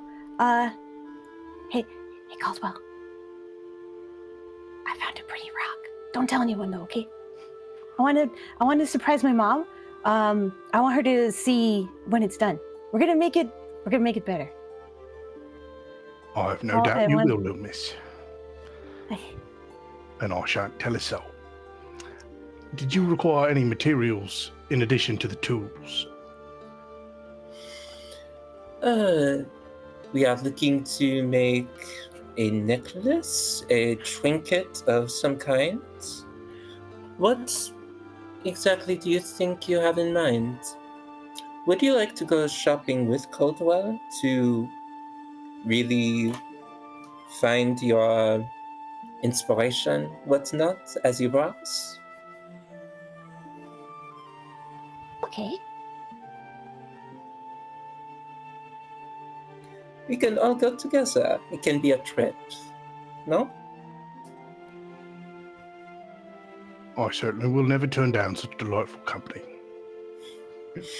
Yay! I will grab my sister in hopes that she is not smashed the tea set out of frustration. Don't tell her about the jeweler's kit though. I want the necklace to be a surprise. Oh, that's very astute, young miss. We would want to keep this shopping trip separate so as to keep things a surprise. Do you think we could? Do you think you think we can sneak it in while we're out together? Would she get mad at me if we just buy it when she's not looking? I will make a distraction. I am very good at that. Now, you know how I feel about lies, about deceptions. Let us make a time limit. By the time your birthday comes around, we will let my baby sister, your mother, in on the surprise. Okay. Okay. So while you distract Caldwell, maybe you and I can go get the kit. An excellent plan, young miss. Okay, we can do it. Caldwell, look! Just takes it out of her pocket immediately and shows you this. If you think he would stare at it long enough, you can give me a perception check. But otherwise, it looks like certainly an uncut gemstone of some kind of large. If only to like give it the proper gravitas that she's expecting. Okay. I will examine this rock. Always for in her. Those terms, I will let you choose perception or investigation. If you are actually like, you've been around plenty of gemstones. Same number. All right, then by all means. What's happening? Who is this? Incredible. First roll. Let's go. How are I'm predicting now that anytime I roll to benefit well? Imani, it's going to be awesome. I don't know. But they're both doing amazing, and I'm excited, but I feel nervous as well, right? Because I hope they keep it up. Don't worry. When we get to like things where like there's actual stakes, for the important stuff where Imani's happiness is concerned, it's gonna be crits all day. It's gonna be crits all day. Let's go. Yeah, you, much like Lisette, are able to notice that it is glowing faintly. It is pulsing in some way. But there's something else that you noticed. It almost looks like a crack. It's so infinitesimal. It's so small inside of this thing. But there's something that almost looks like a vein of something, like gold on the inside. Like almost as if metal was trapped in there or something. You can't quite tell what it is, but certainly special for whatever it is. But it's pulsing gently in her hands. You got a nat 20. The other thing I would notice, as you are in tune with this family so very much, and this little girl has held your hand quite a bit, and with your skills and such, I think you would, on a non-creepy level, vaguely be able to tell that like her resting heart rate is about the rate that this is pulsing gently. Huh. Does that mean anything to me? I know, this is strange. Probably magic, but you're not sure. I am going to make a mental note to follow up so that we can, just in passing, ask somebody who knows some things about magic. Like, you ever heard of rock that beats with people's hearts? What's up with that? But then we know better stuff, and she can be more impressed with her rock. But that's things I need to know better before I can expound upon them. For now, I will just take a moment to ponder it and hold it up to the light and carefully examine it the way it should be. To then hand it back. Well, it's a very special rock indeed, young miss. Thanks. You did notice as you were holding it up that the glowing did seem to kind of stop for a moment. And the moment you handed it back to her, it began again. Now, I believe we're setting to join me on my shopping expedition. I will see if the mistress of the house would like to join us. Okay. You will need to get ready to go about the streets, so proper clothes, young miss. Okay. You see that she's in what looks like pajamas that she never changed out of, but they are now kind of covered in sand from whatever she was doing in the backyard. Looks down and then... Okay. And then I will circle back to the first sister. I'm back. Also, I don't know if you have a separate mobility chair for going out and about that I would prepare for you, because I'll get it if there is one. But if you're just using that one, you're set. It sounds like. Yeah, it's Gotcha. just the one. And Lizette actually went to go talk to. Oh, I've been superseded. So instead, I will stand up to do that and look around and be like, ah. And instead, I'm going to shepherd this child to go get dressed. Okay. She heads off towards her room. Mr. Apple of my eye, light of my life. Why are you yelling in the house? First and foremost, if I was yelling, you could hear the difference. Second, I knew that Caldwell was busy putting up decorations, so I didn't know what portion of the house he was in, so I was trying to get his attention. And 3, it was just to get his attention, and I did not yell after that. Why are you being sassy with me? You sound frustrated. What are you working on?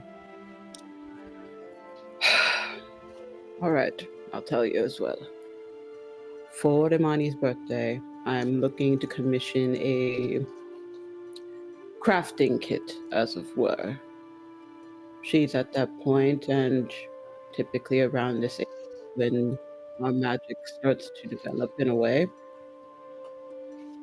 Took inspiration from you for having a familiar, but she's a bit more of the crafty sort, so I figured she would like to craft her own. A Build-A-Bear, or Build-A-Familiar, or Build-A-Cat. That is interesting. Has she said that she wanted a familiar? She wanted more things to craft. I think the familiar was just a flash of inspiration. That's funny. Something Part for... of his ability, sorry. Come. I hear whispers in the wind. I don't... It's not you. It was a different voice I heard of that whisper. You are hearing voices now. I need you to come, stand up. Step away from the paperwork, the office. The family is taking a stroll about the city. You will join us. Now, I do have to ask, is this all together for some type of stroll, or is it something where you are going to be distracting me with something as the other two do sneaky things? You know me best. I know. It is a secret, but a good secret, and one you shall be let in on in the proper time. Look, I know my girl, and she will let me know when she is ready for things. So it is not said in suspicion, simply jest. But I would be happy to attend. You're right, the paperwork is getting annoying. Tax season. Ugh.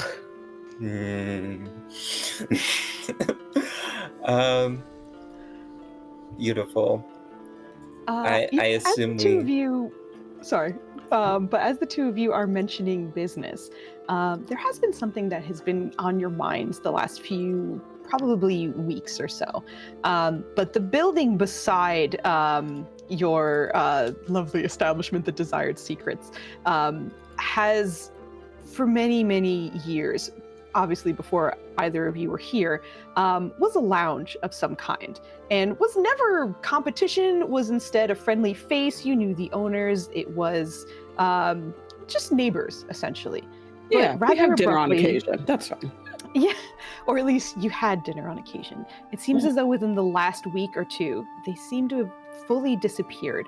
And not only this, but it seems as though there are new owners who have no intention with making your acquaintance, have made no intention of reaching out, even though in polite company, of course, you have attempted some interaction.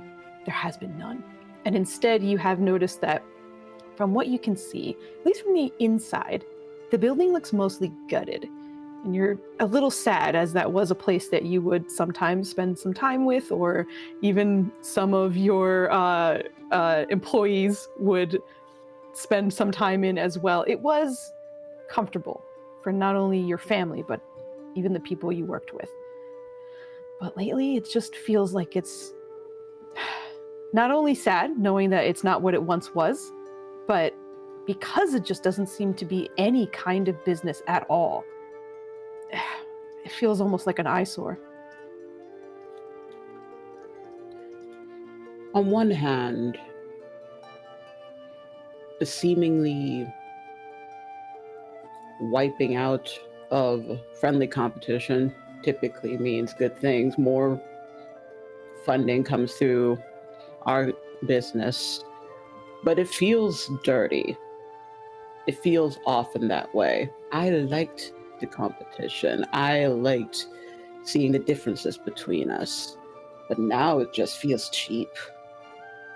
And the gall that they have not reached out to us. They don't pay insurance for their people, if they do have people.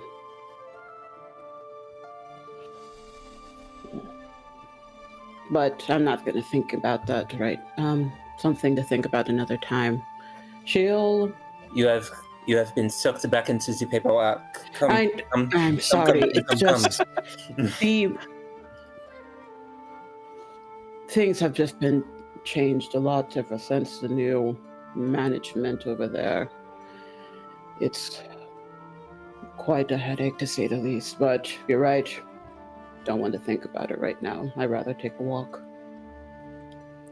I think Lisette would be curious. Like, Lisette's been in Kamathe Kamane and around that brothel for the past 300 years. How long had that establishment beside the brothel been open? It had been open for over like 100 and so years. Not quite close to 200, but it was a staple within the city itself. So enough time to be an establishment, but like not enough time to be like a landmark.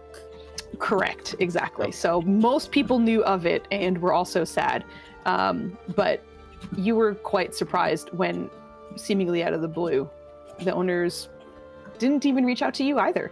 But you've just been hearing and seeing what sounds like construction or people moving things in and out, or out mostly. You haven't seen anything moving in.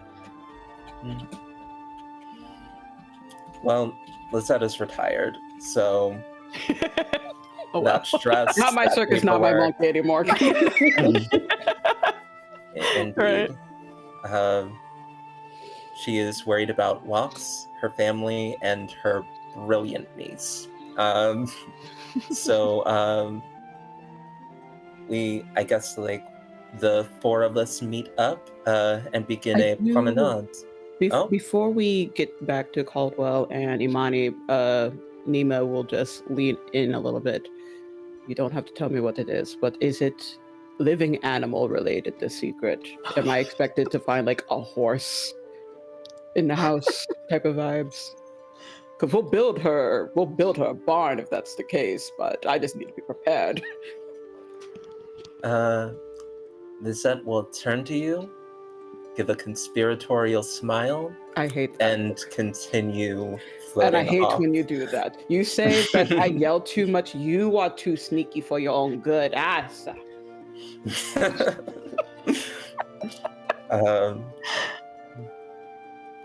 Lisette will laugh and rejoin the family. What does... I am curious as to what Imani's going out clothes, proper going out clothes look like. Whether or not like she still has sand like all up in her everything. Well, I can tell you that once we got to her room, I would have prestidigitated some sand because it's getting all over my house. That's not acceptable. We don't track dirt in here. Incredible. That's why we have outside suit shoes and indoor shoes. and I will Not go with her bad. to like lay out an outfit. But she's at the point where I'm expecting her to do like the minimum of take care of yourself. So you can get dressed. I don't know if she completely sticks to the clothes I laid out for her. Yeah, she's But, a teenager, basically. So she's going to pick out. Yeah, for the most part, like she will lean into one or two of the items that you have there. But much like her mother, when she is going out, you do see her kind of adorning herself with extra jewelry that you certainly did not pick out. But in general, what you see her with is, and oftentimes, she has very much grown close and fond with the city and is very much dressing the part of a native as well.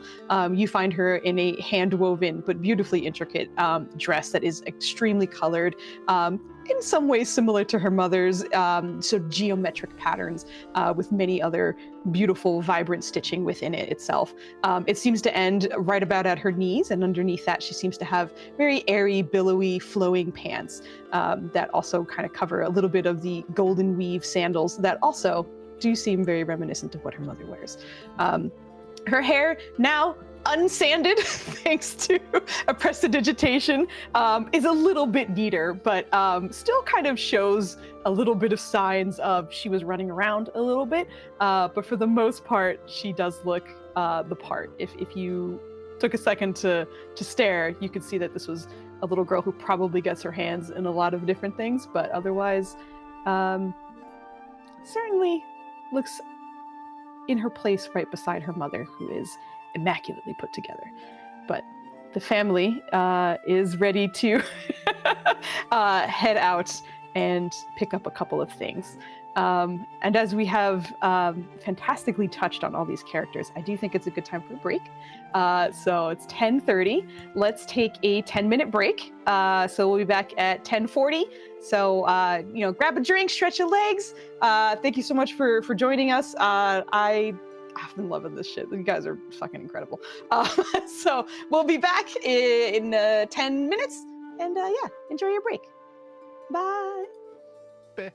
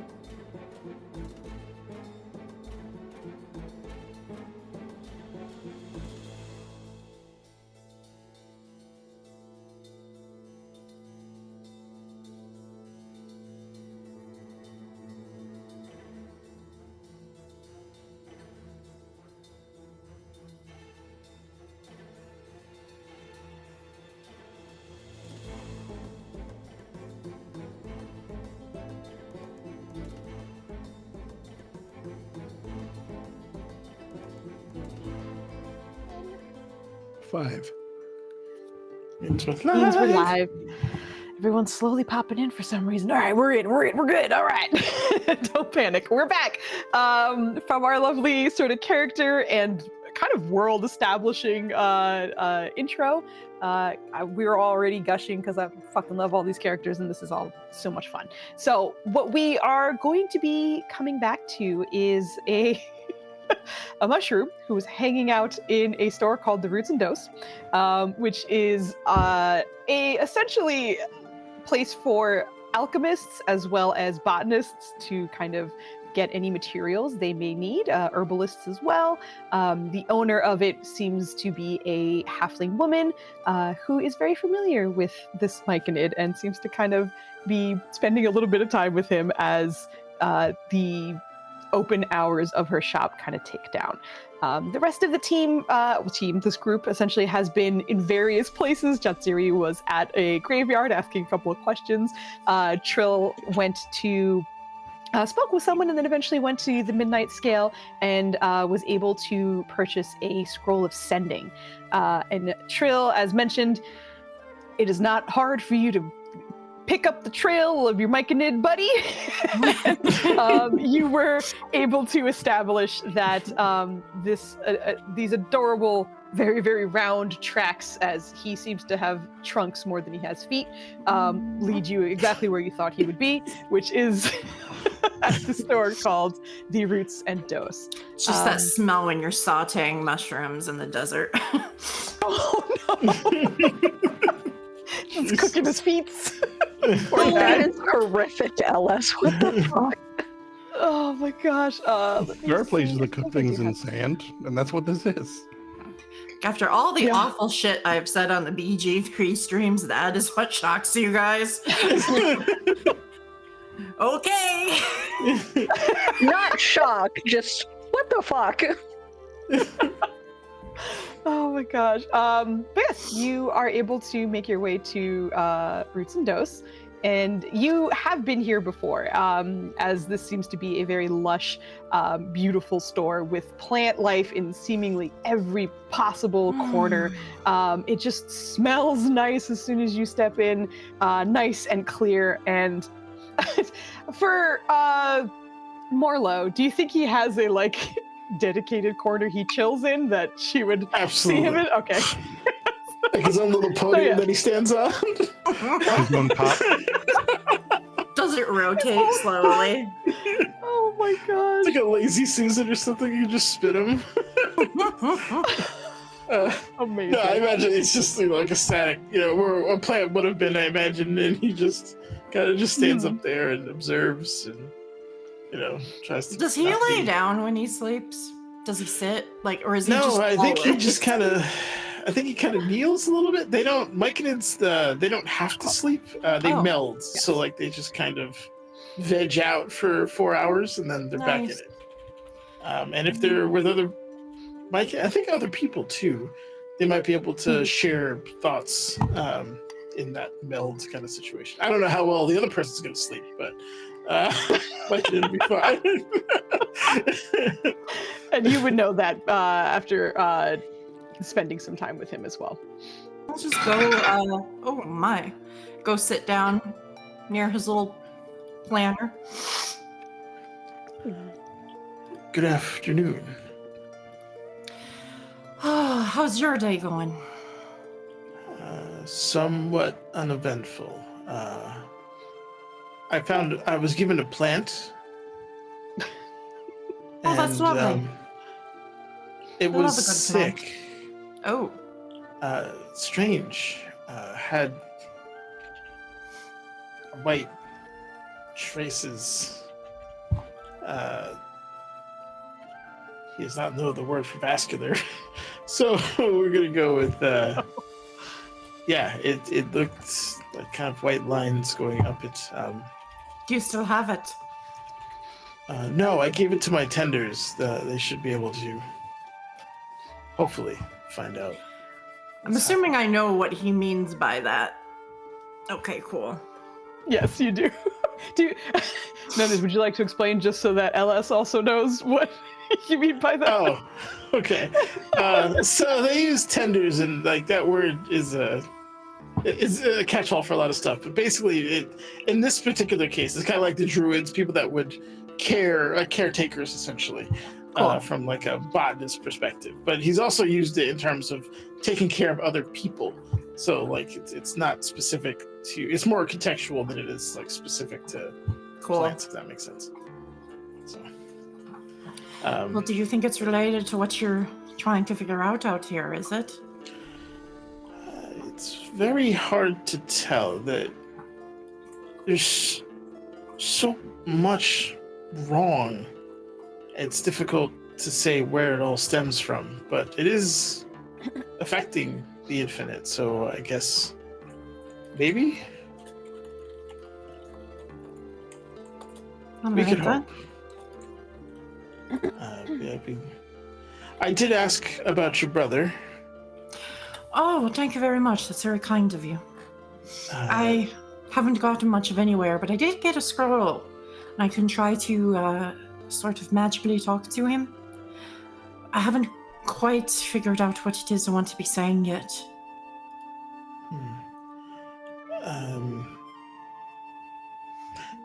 I mean, asking how he is probably a good start. I don't know if I care about that so much as to where he is, but... yeah, I suppose you're probably right.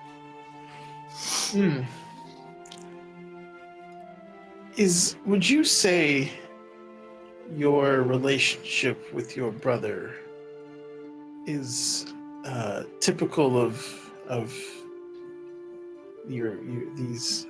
the Sunwalkers, those who like to walk around? Is that your family dynamic? It seems very contentious. No. How do you reach consensus? Pardon? How do you reach consent? How do you become of a single mind? Citra looks actually kind of a little sad. I don't think my brother and I have ever been of the same mind. My sisters are lovely. My brother's always been a bit of a...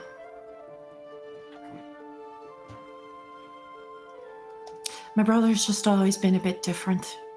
He doesn't think of the whole or the family as a unit. He thinks of him as he is, and everything else is a little bit secondary. But that little fucker's still family, so I gotta find him. When you find him, if you're willing, I could maybe help you melt. That sounds very unpleasant. He looks very confused. I think it would probably also require a lobotomy on my part, so I'm gonna pass, but I know that comes from a very loving place, and I thank you for wanting to include me in your culture. It was not intended to offend. I apologize. No, that did not offend me at all. That was a very kind offer, and I thank you. It's still a no from me. He nods.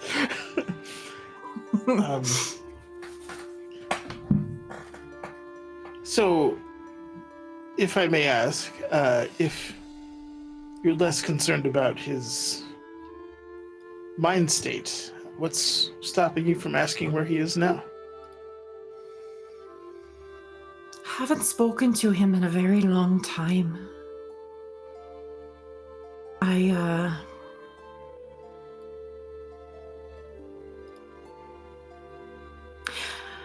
I think I need to prepare myself, otherwise, I think she said I get 25 words, and I think if I don't plan it out very carefully, it's just going to be for about 50 seconds. I see. That is a understandable. I've got to Reason to help him pause. if I can. I But I can. resent that I resent that I have to. I shouldn't have to. He should just have his shit together. It's complicated. I just haven't seen him in a It very sounds long like time. That must be difficult.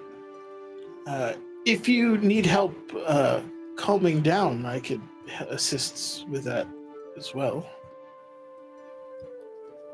It's sadly for a short time, but could bring perspective. That's interesting. I don't know that I don't feel calm right now. I just feel... I feel a little nervous. I don't know what I'm going to hear, and I don't know what it's going to make me feel. And I think it's easier to be angry. Then you prefer to be angry as opposed to nervous? Anger can be a powerful motivator. I think it can consume you, but right now it's fueling me as much as anything. Sometimes, the last time I saw him, I was very angry. I was dead angry at him. But it also made me want to be bigger. It made me want to be better. It made me want to take care of my sisters. And I don't know that I'm ready to feel something else yet towards him. Interesting. From the seeds of your anger, you've created a pocket of caring for him in a way. Sometimes things grow under adversity.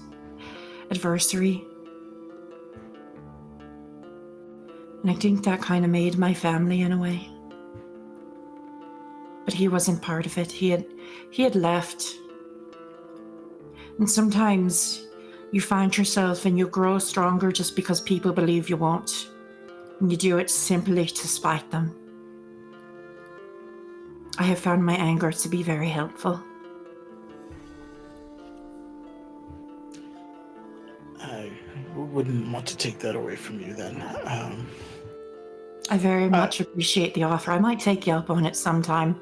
Especially if I see him, because I might strangle him just a wee bit. I've already had one person ask me if I'm going to kill him. I don't think I'm definitely not going to kill him.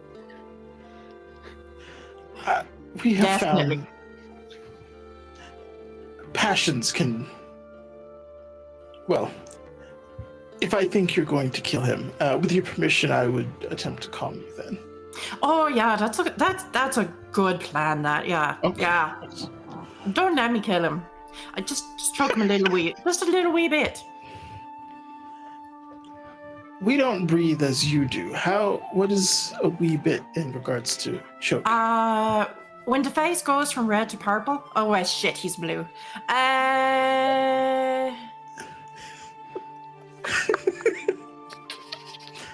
If it's I'm in going to get daylight, I'll back have to you on that one. Okay. I'll try to do it while he's still moving. Does that make sense? Perfect. Okay. As you're saying this, on sort of the top corner of the roots and toes, you hear the halfling's voice perk up from below.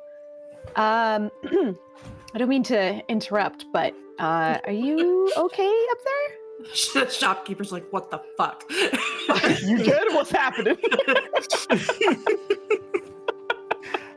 Who's she referring to? She seems to just be speaking up in your direction. If you look over the railing of that little corner that you guys are in, you can see her peering up. Yes, we're just discussing future plans. We're not just causing a disturbance, are we?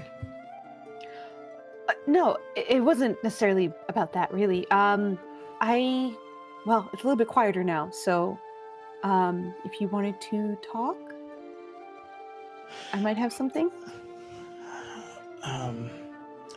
He gestures towards his friend here to have her. If you want to speak first, Oh no, I came to find you actually. I was just I've got somewhere I might want to go, but I can't go until until nightfall. So I'm just here to support you right now. You and Jasiri have been dead helpful, and I'm just doing. I think I've taken too much, and I'd like to give a little as well. Thank you. He'll turn to the lovely keeper here. I'm trying to. Everything just seems misplaced, wrong almost, and I don't know where to start. Obviously, something's affecting the people and the infinite, and I try to help as I go, but it's like I'm treating the symptom and not the disease. That's funny that you say that in particular. I wanted to talk to you about something that I've been noticing, but I didn't want it to... I'm finding out how I can bring this up. Everyone's on edge, and I don't know if it's something or if I'm imagining things. I mean, I know I'm not imagining one thing, at least, and that is in a certain area of the city, I've noticed the plant life seems to be growing away from the building. I didn't used to do that, but I've been wanting to investigate, but it's not really in my area, and I think it would be weird if I did that. The other reason why I wanted to bring it up is, and you see her eyes track towards Trillightly. I think they said there was a dusky-looking man in the area. Perhaps. I'm sorry. Go on. I mean, I didn't really. She kind of looks over you. She does remember who she's speaking to, and you can tell, like, initially there was a hesitation, but then she kind of recognizes she's in good company with a mushroom and a ranger here. So you see, The plants told me, at least. I didn't put eyes on them, but they saw him, I think. That's great news. Did they say anything about him? He was in a rush and left. That tracks. But sorry, go ahead. no, it was more just I don't know what's there, but I feel like it's wrong. Do you know what I mean? Yeah. Was it at night when he was seen, or was it? Oh, I didn't ask the plant that. I'm sorry.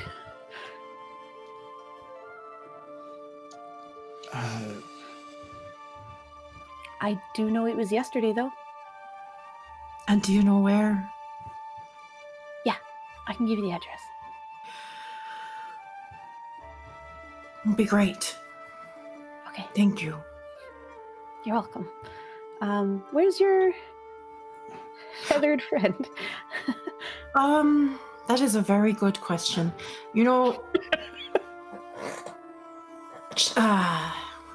probably be looking for them, this one's a lot easier to find.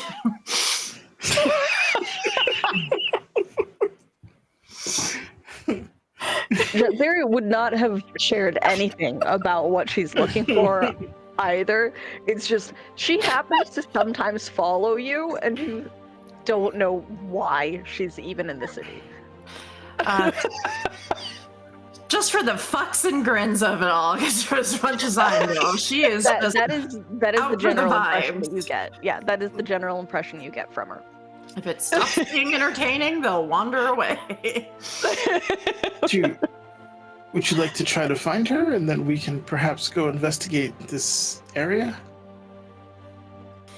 I would love that. Yes, thank you. And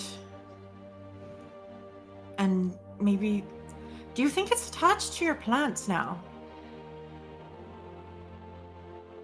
The one that was given to me? I don't know.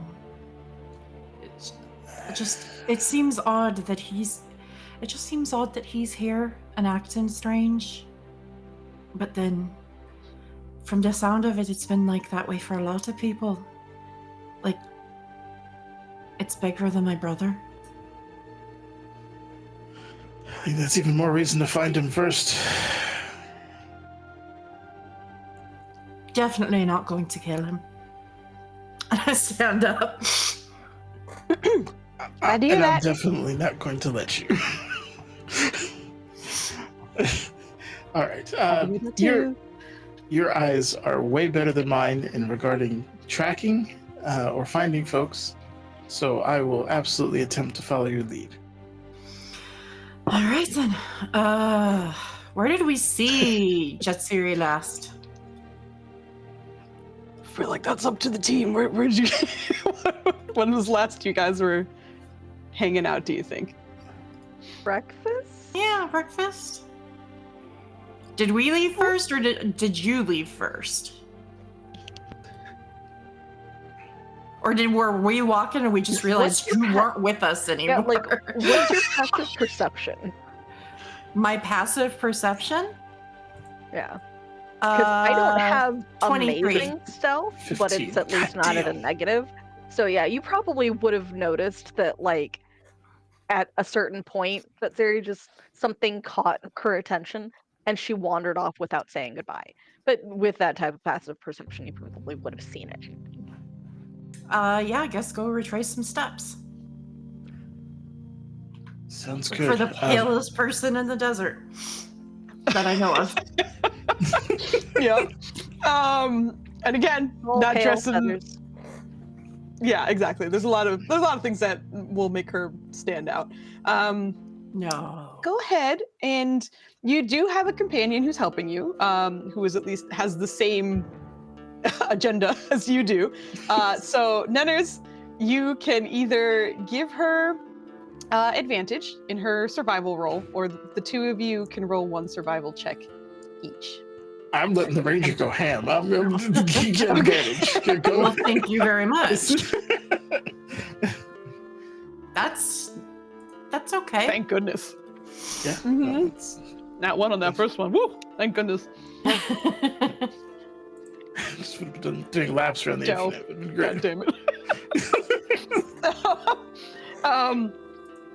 I feel like even though Morlo is helping you, I feel like just kind of in steering him and making sure he's going the right direction, it kind of refocuses you a little bit. Because again, I think that Trill's kind of in her head at this moment, and that was that nat one for a moment, but you just kind of snap back to it, and you manage to kind of pick up the trail, which initially does lead you to a graveyard, but you do manage to change direction after that. But you are on the trail, and you are quite confident you are going in the right direction. In the meantime, go ahead. I was just gonna ask a quick aside. The address she gave me, does it ring any bells for me? Do I have any idea? I'm new, so I mean the odds are low, but You are. It doesn't ring any bells for you. What you can at least kind of deduce is that it's on the nicer end of the city, certainly. Not an area that you spend a lot of time in, but you know where it is. I don't think you probably have visited this space, but yeah, so you might not know what it looks like, but you at least know what side it's on. And it's the nice area, to say the least. All right then. That's what you find from the address. But we'll pick up with the lovely pale feathered individual who is currently being tracked. But in the meantime, Jetsiri, what are you up to? I believe that I made it to the general store and was being ignored by the little owl bear I was trying to get the attention of. But beyond that, I would just kind of look around, see if anything in the shop catches my attention while I wait for her to be done with her current customers. Gosh, the was being ignored got me a little bit. It's just like I was trying to make eyes at the owl bear over there, but it didn't work out. So now And it also has feathers like me, even though mine don't actually grow from me. correct. But she does, at the very least, look in your direction for a moment. But otherwise, it takes a little bit of time as Mukami is dealing with a couple of people. But eventually, her attention does. Anything in the shop? Okay. Go ahead and give me a. I will let you choose. Investigation, or I think I know what this will be. Perception. If you would like. You know exactly why even offer? As I was saying it, I was like, I shouldn't have said that. I shouldn't have even started with it. As you're looking around, honestly, there are a couple of things in here that catch your attention, but it's mostly because Mukami seems to make a lot of things from her environment, whether that be the creatures that are in it, or the sandstone that's in the area. And there are a couple of various styles of feathers that you don't quite recognize in terms of what kind of bird it came from. Everyone gets a rock, and I'm starting to talk about birds right now. But there's a particular trinket that you see that seems to have feathers along it. They're not nearly as colorful as you are. They certainly seem native to the desert. They're kind of brown and tawny, but you're not entirely sure what the trinket is, but you're just kind of fascinated to see a variation of feathers from this environment, at least. Not a ton of birds in the area, and certainly not this size. The feathers are pretty sizable.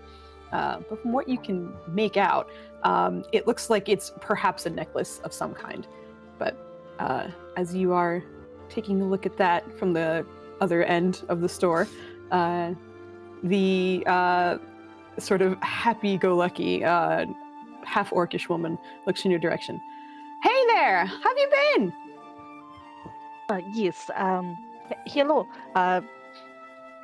Starts to walk in her direction with the trinket, realizes that it's still in her hands, turns back, turns to her again, sets it down and pats it slightly, and then walks up to her. Yes, I do not know much about this city as much as I would wish to, sometimes, but perhaps information. Do you sell information, trade in information? Is this something that you do? Okay. No, not now. No, we'll say no. We'll say no. How about you maybe come back later? When she's her eyes are darting towards the people who are still kind of perusing the shelves. And it's just, maybe we can talk at some point, just to make sure you're okay and that everything's all right. But it's good to hear from you. You're okay, right? You're okay? Everything's all right? Yeah, yes. For the most part, I am looking for a family that does mercenary work. I thought perhaps as general store you might have encountered them. So it is fine if you do not have information that you are willing to trade with. That is entirely fine. I can respect that.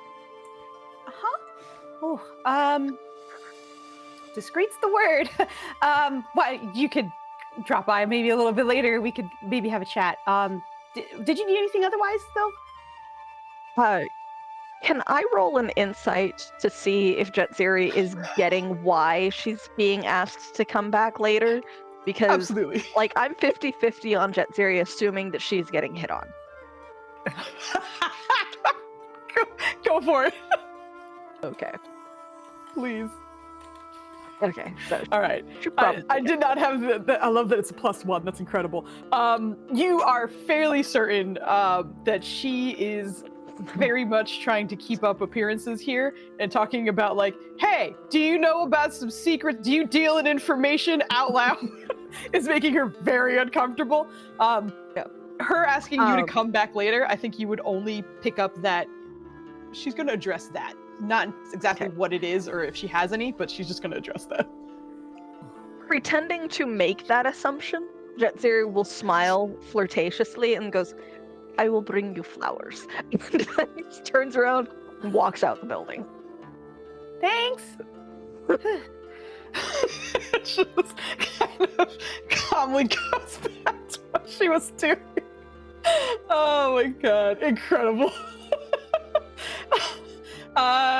Jetziri, assuming you stay in this area for a little bit, did you think she would head in a very specific direction after this? More or less, I'm finding out where your teammates are going to intercept you. It's probably like stuck around long enough for like it to be obvious that there was no one else immediately being helped, got that answer, and then walks outside and just kind of looks around and is just like, I have no idea where I am or where to go, and just stands there for a solid minute and will randomly choose a direction. Incredible. Now, note, Jetziri, one of the few things that she has proficiency in is actually survival, but that does not necessarily mean that she is good with cities. Just hit me with a D4. We're gonna see what direction in relation to your teammates you are going in. Okay. The higher it is, the sooner they find you. Okay, not bad. You are not walking in the exact same direction, like not meeting them head on, but you're kind of like adjacent a little bit. So thankfully, due to Trill's incredible ability to track, it is not too difficult for them to find you. And for Jetziri, you can see at least one of them a mile away, even though he's rather short. So it is no surprise to you as, it's LS and a mushroom that are walking in your direction. But you are reunited. Mushroom. Yes. So Jetziri will kind of, also recognizing to an extent that she is somewhat obvious, will just kind of slip into one of the more shadowed areas to wait for them, because neither she nor the mushroom appreciate how fucking bright it is out here. And just kind of linger there and just watch the various passers-by with a very obvious aura of don't speak to me, don't look at me, while she's waiting for them. Because subtle is not the name of her game. Incredible. I feel like her success rate is probably high with that one. It is.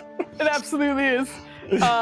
But Trill and Morlo, you guys are able to very easily see your companion in the shadows. Like probably a 10-foot radius of people just avoiding her. 10-foot fuck off aura is. That's literally what I was going to say. She has I have a +8 to intimidation, okay? Aura of don't. Yeah. I have an aura of fuck off. I love it. Your talent continues to impress. Well done. I would not have been able to find Jetziri without you. Well, it's easy to find her tracks because there's generally a wide berth between hers and others. Interesting. Beautiful. How's your day been then? Hello, Sparkles and little mushroom creature. You are always welcome around me. It has been very bright outside. It sure has, yeah. Yes. I'm not loving that, if I'm going to be honest, but the nights are nice. They're lovely. Yes, they are very night-like. Yeah. She just smiles, and for someone as intimidating as Jetsini is, she actually has a very, very nice, pleasant, and welcoming smile. Because I'm just everything picturing about shark her teeth. is no, like everything about her is basically creating an impression. Usually, she wields that to make people leave her the fuck alone. But sometimes she can be very pleasant. Well, we're following the lead about my no good fucking brother. Do you want to come along? It might be entertaining. The smile turns more towards a smirk, like she's still amused by this search. And she'll kind of shrug and nod. Yes, it still sounds like he needs better training. She's not gonna kill him. I'm definitely not, no. But it's going to be on the richer Of side of course. town, so that might be dead funny. Again, it does sound like he needs better training. But yes, Are you I will... offering? Because I might engage your services. Oh, that was not anything that I was experienced in at home.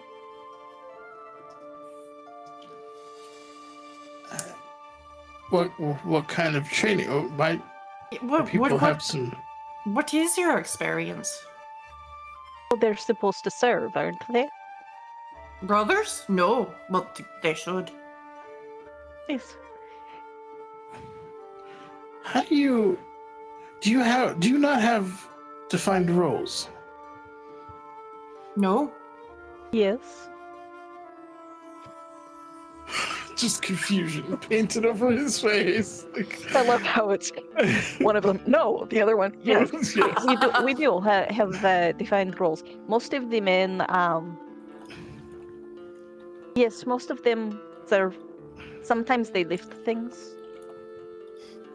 Usually they stay out of sight. Well, isn't that just the dream? Yeah, no, that's generally not been my experience. There is an odd number of them around. It is uncomfortable. Yeah, I'm gonna put a pin in that one. All right. That is fascinating.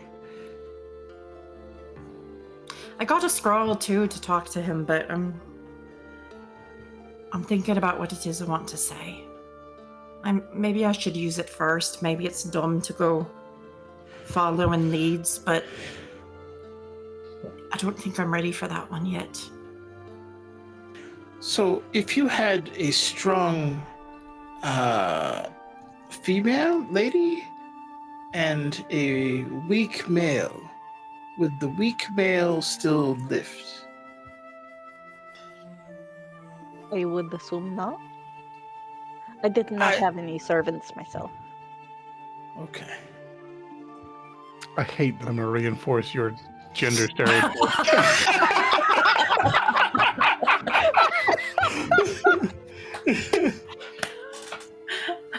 I'm just, I'm very curious. But yes, let's, did you need to eat? I understand that's something that you folk do on a regular basis. Have you eaten sparkles? I imagine I probably could have while I was like going around over town and through bazaars and shit. I've had a bit of a snack. Yeah, I'm doing all right. How about you? Are there like booths or food carts or whatever? Yeah, there's a lot of street vendors. We walk. You got any taco Do trucks something food? else as we walk. No. There's some samosa stands not too far away. Hey, there you go. Maybe get some replenishment and then see where this lead takes us. Yes, perhaps some of those things that are wrapped in the pastry, easier to carry. I do like the food here. I'm not gonna lie, I wasn't sure what to expect, but it is nice. Some of it. Some of it's been a little spicy.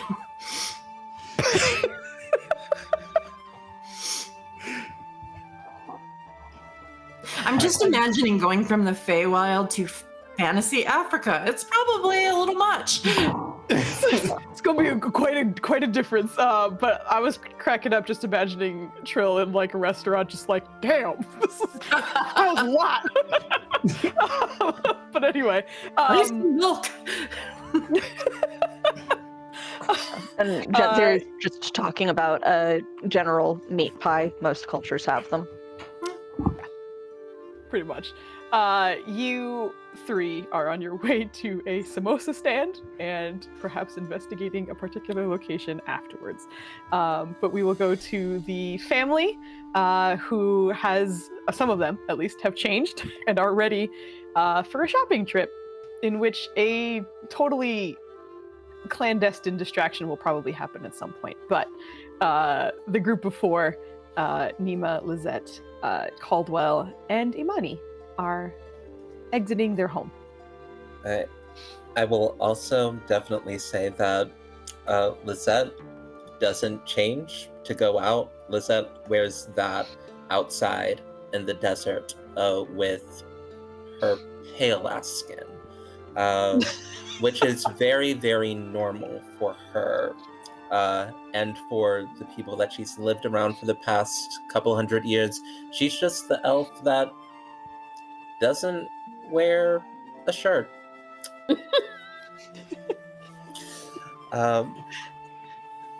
But yeah, getting sunburnt, but it's okay.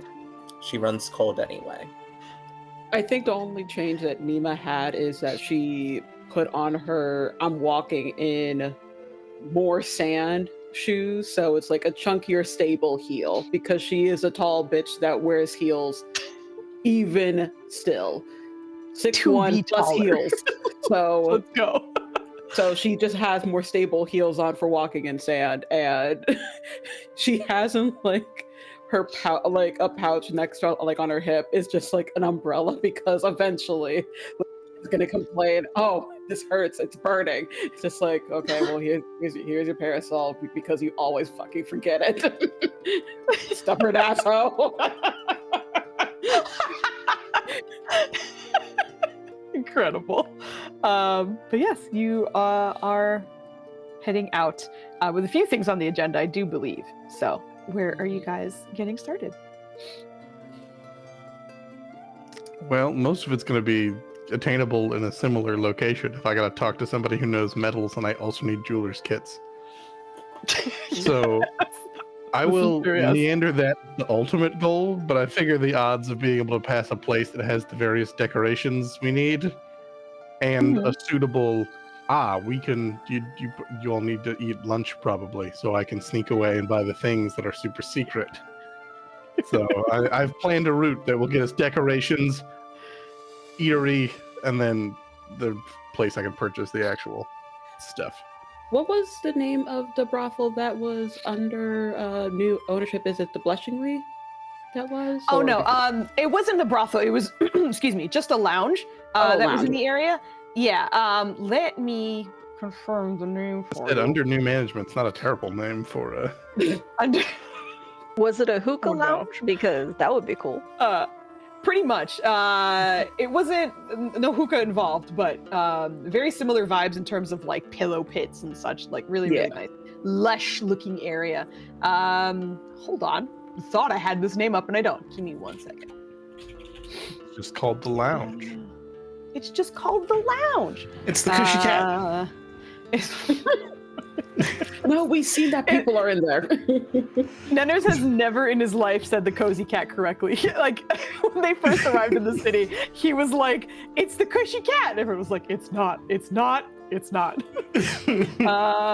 on, let me find it. Stay a while and listen. The Deckard came? Yeah. Stay a while and listen. Oh, no. Oh, you have quite a treasure in that Roderick cube. And I'm done. Okay, good gosh, that took me too long. It was called the Flask and Silk. Flask and Silk. Yes, but it is no longer, unfortunately. I think while at least on the walk, especially if she's gonna be distracted, I feel like she would at least walk by to see if there's been any changes. Okay. It is definitely not in the same direction as the others, but it could Yeah. certainly be part of your like they're breaking off, I'll break off as well. Yeah. Which is no Oh, I have to go Yeah. in that direction. Please, sister, walk with me to this direction. Yeah. And as soon as we break off from Caldwell and Imani, Lisette has a cigarette between her fingers and is lighting up.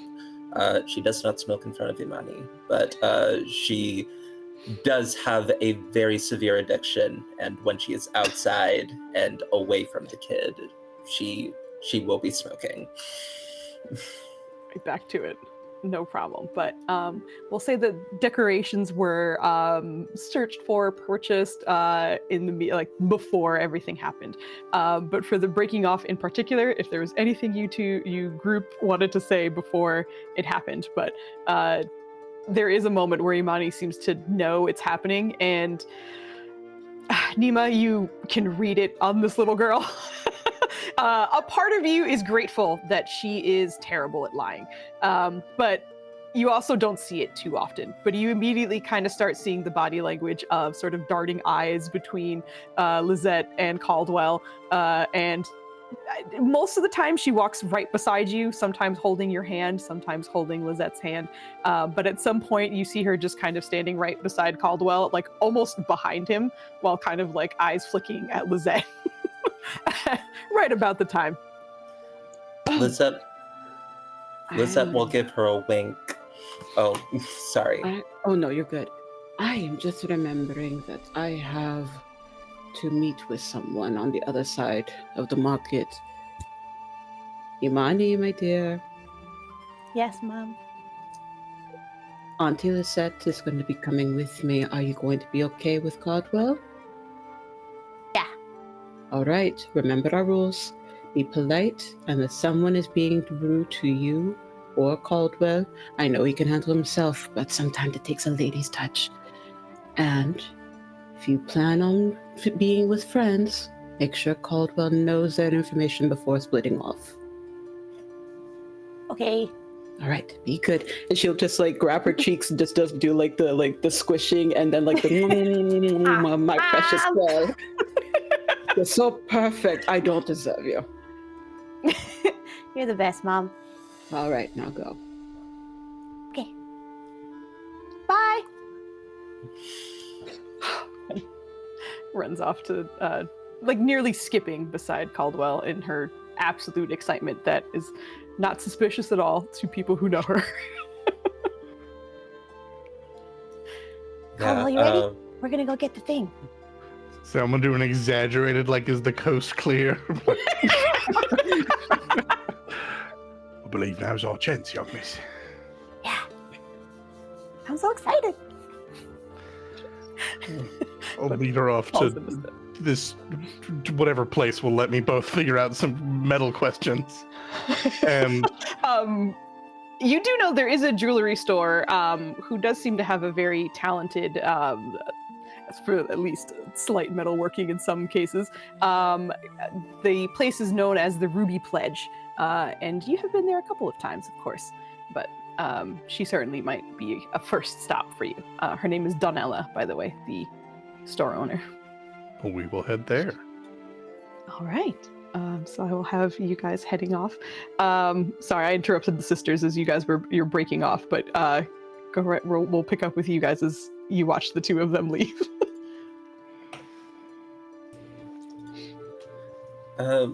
No, I feel like Lisette would like just say, I will go with Nima to make sure that she does not work too hard with whatever like meeting she has to attend to, and will give a conspiratorial wink as like she runs off. Mm-hmm. Well, too dramatic for your own good sometimes. You do realize that, right? You sister, you need to have fun once in a while. Yeah? How dare you insinuate that I do not have fun? How dare? I thought you knew me better. Let us find something to eat. Or do you actually have someone you need to meet out here? Oh, absolutely Have you planned not. what? I saw the gazes, so I figured it was time for me to be unaware and distracted with other things. Again, not sneaky.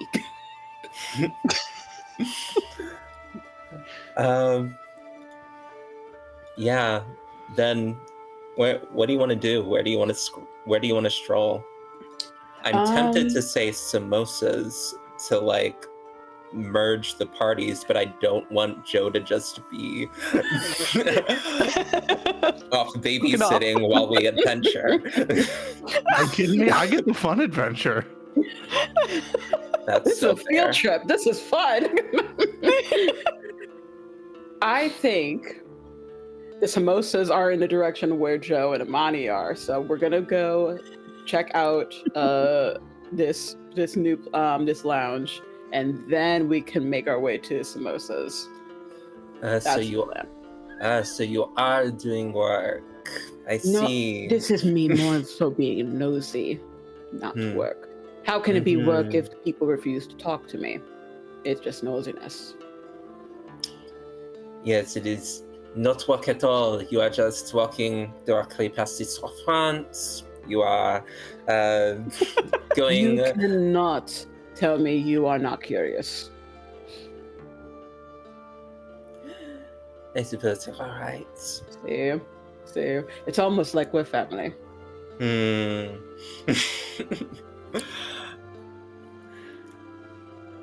All right. And we'll start walking. Make our way. All right, so you guys are heading to totally not go to work, but to look around work. Yeah. Out of curiosity. But I'll hop back over to Caldwell and Imani in the meantime, as you guys are first heading towards the Ruby Pledge, which, as mentioned, is a place you have gone to, whether that was escorting Nima to perhaps pick out some new accessories for herself, her sister, her daughter, whatever it may be. But as soon as you walk in, you see a rather posh-looking gnomish woman who absolutely recognizes you the moment you step in and kind of adjusts her lapel a bit before stepping up. You can see the counter is sort of acceptable regular height for most, but she seems to have like a lift on the other end that she kind of walks up and stands on, which does make her at the correct height to comfortably look over the counter and address you. Oh, good day, Caldwell. And Imani. Hi. And a pleasant day to you, Mr. Noller. We are in need of some equipment to work on jewels ourselves. I didn't know you were in the business. Well, I myself have never been particularly aimed in that endeavor, but our lovely Imani has some dualistic ideation. Does she now? You see her kind of smile at Imani, who at this point, like, despite you not being a dad, there are kind of fatherly figure behaviors that she has when she is with you. And at the moment there is, despite her being a preteen, you know, you expect this behavior from a younger child, but you see she is like 3/4 covered behind you, even though she is very familiar with Donella and smiles from the side, but otherwise does not say much. Well, I do believe I can help you with such a thing. I suppose my only questions would be, did you have anything in mind in particular? I can lend you a kit that can handle most projects, but if you have something very special, I might be able to help you with that. If you have any ideas. Conspiratorially catch eyes with this child. Absolutely. And just in a stage whisper. Well, I don't know yet, miss. Should we let Miss Donella in on our secret so she knows how best to help? It's probably better if she knows, right? Because then she can tell us how to do it good. I Well- think that's a very wise idea. Okay. Can you tell her? Well, I suppose I could, young miss, but is there any particular reason you wouldn't like to? I don't like talking sometimes. Well, it's all right, but I assure you Miss Donella doesn't bite. And I'm just going to hold a hand out if I could have a very special rock. There's a good 2 seconds of hesitation, even though she came up with the plan to share the idea, but does eventually set the stone in your hand. Okay. And then I will present this. I believe we would like to make this the centerpiece of whatever bauble she decides to put together. I believe you had mentioned a necklace. A necklace. I want a necklace. Okay. All right.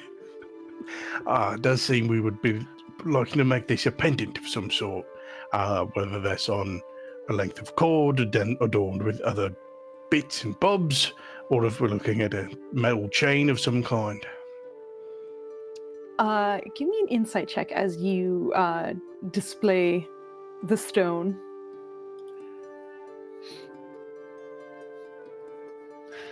You, for like a flash of a moment, there's a little bit of surprise on her face before she composes herself once again.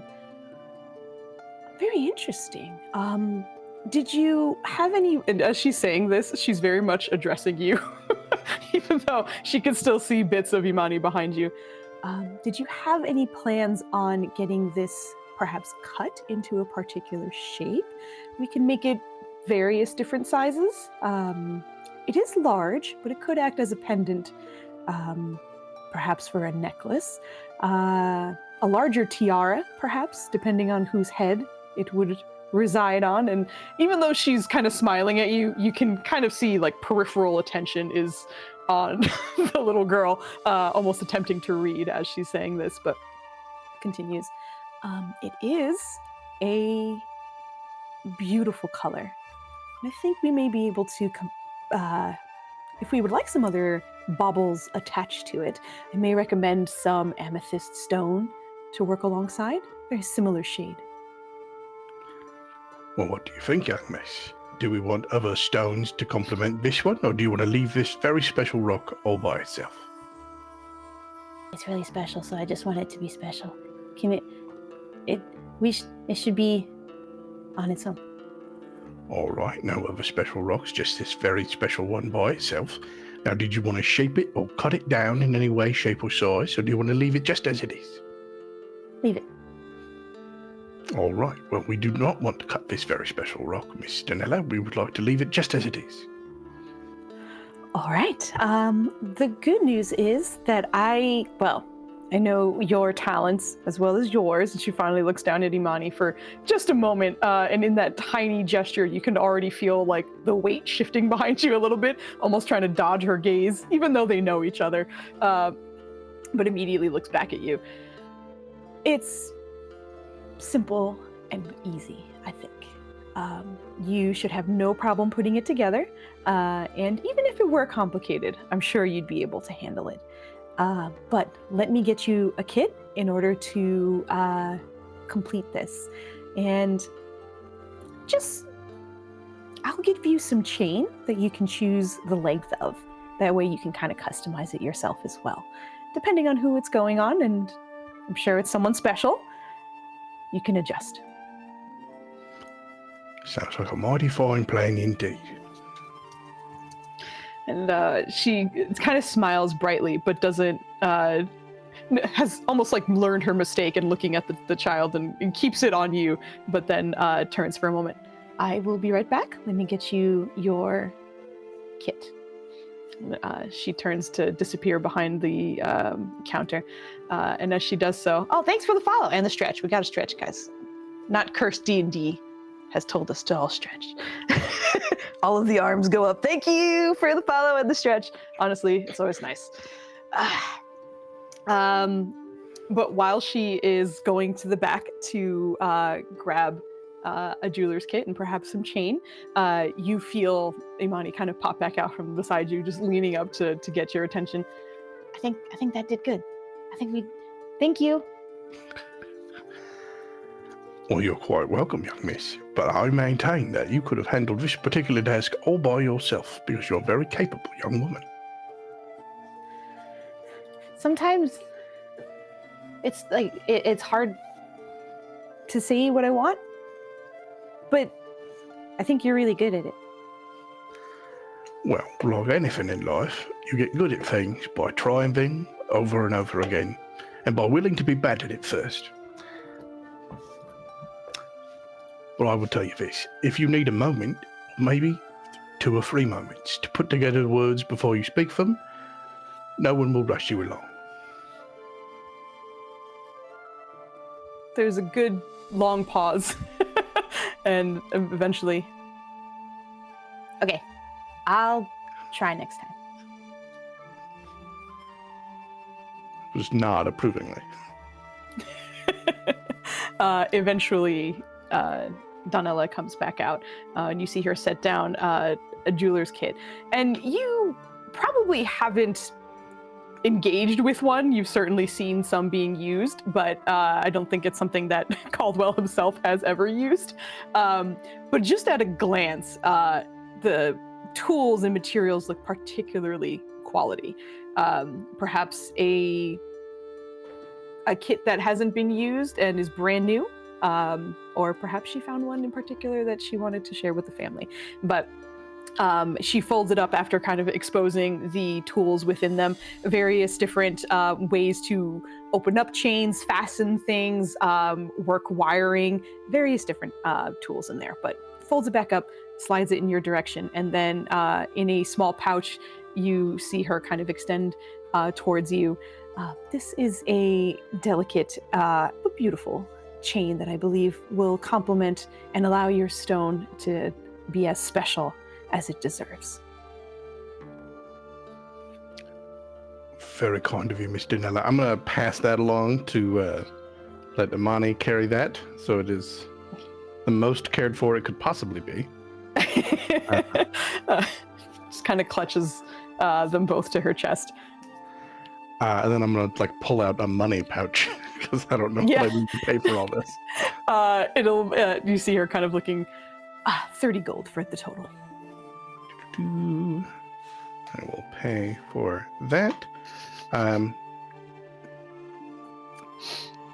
Michael Caine gifts are killing me. I have not in been Discord.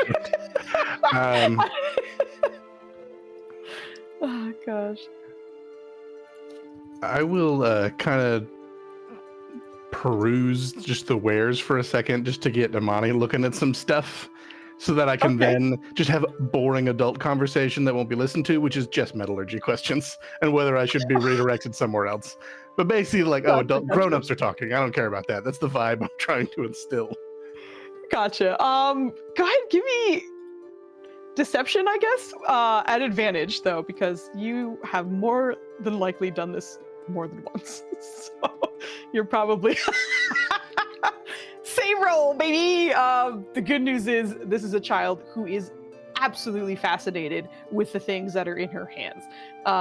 You are probably a little less subtle than you would have preferred, but when you kind of sneak a glance in her direction, she has the pouch open and is looking with both eyes individually.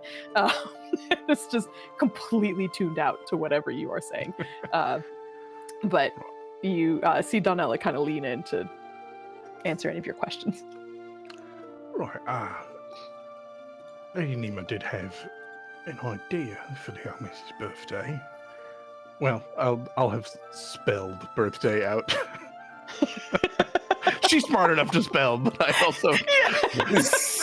She's also distracted. You got that going for you.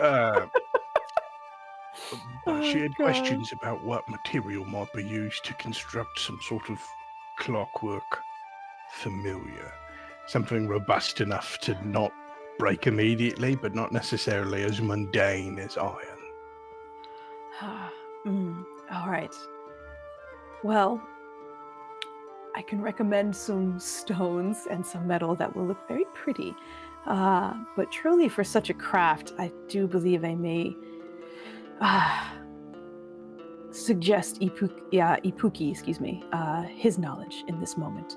I'm not sure if you have been there. You currently perhaps have, but the blacksmith is particularly talented. The White Mallet, the center of city.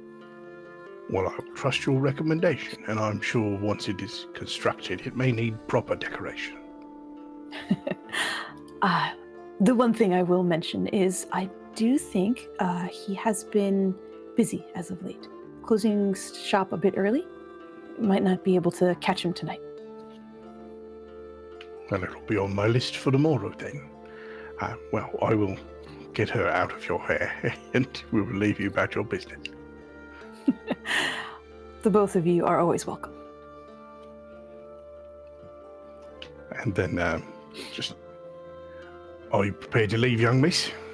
Caldwell, look at this thing. It's so sharp. She kind of holds up what looks like is a tool that is kind of meant to like maybe pry some stones out of sockets and such, but it is kind of sharp. They look like really long tweezers that are like pretty pointy at the end.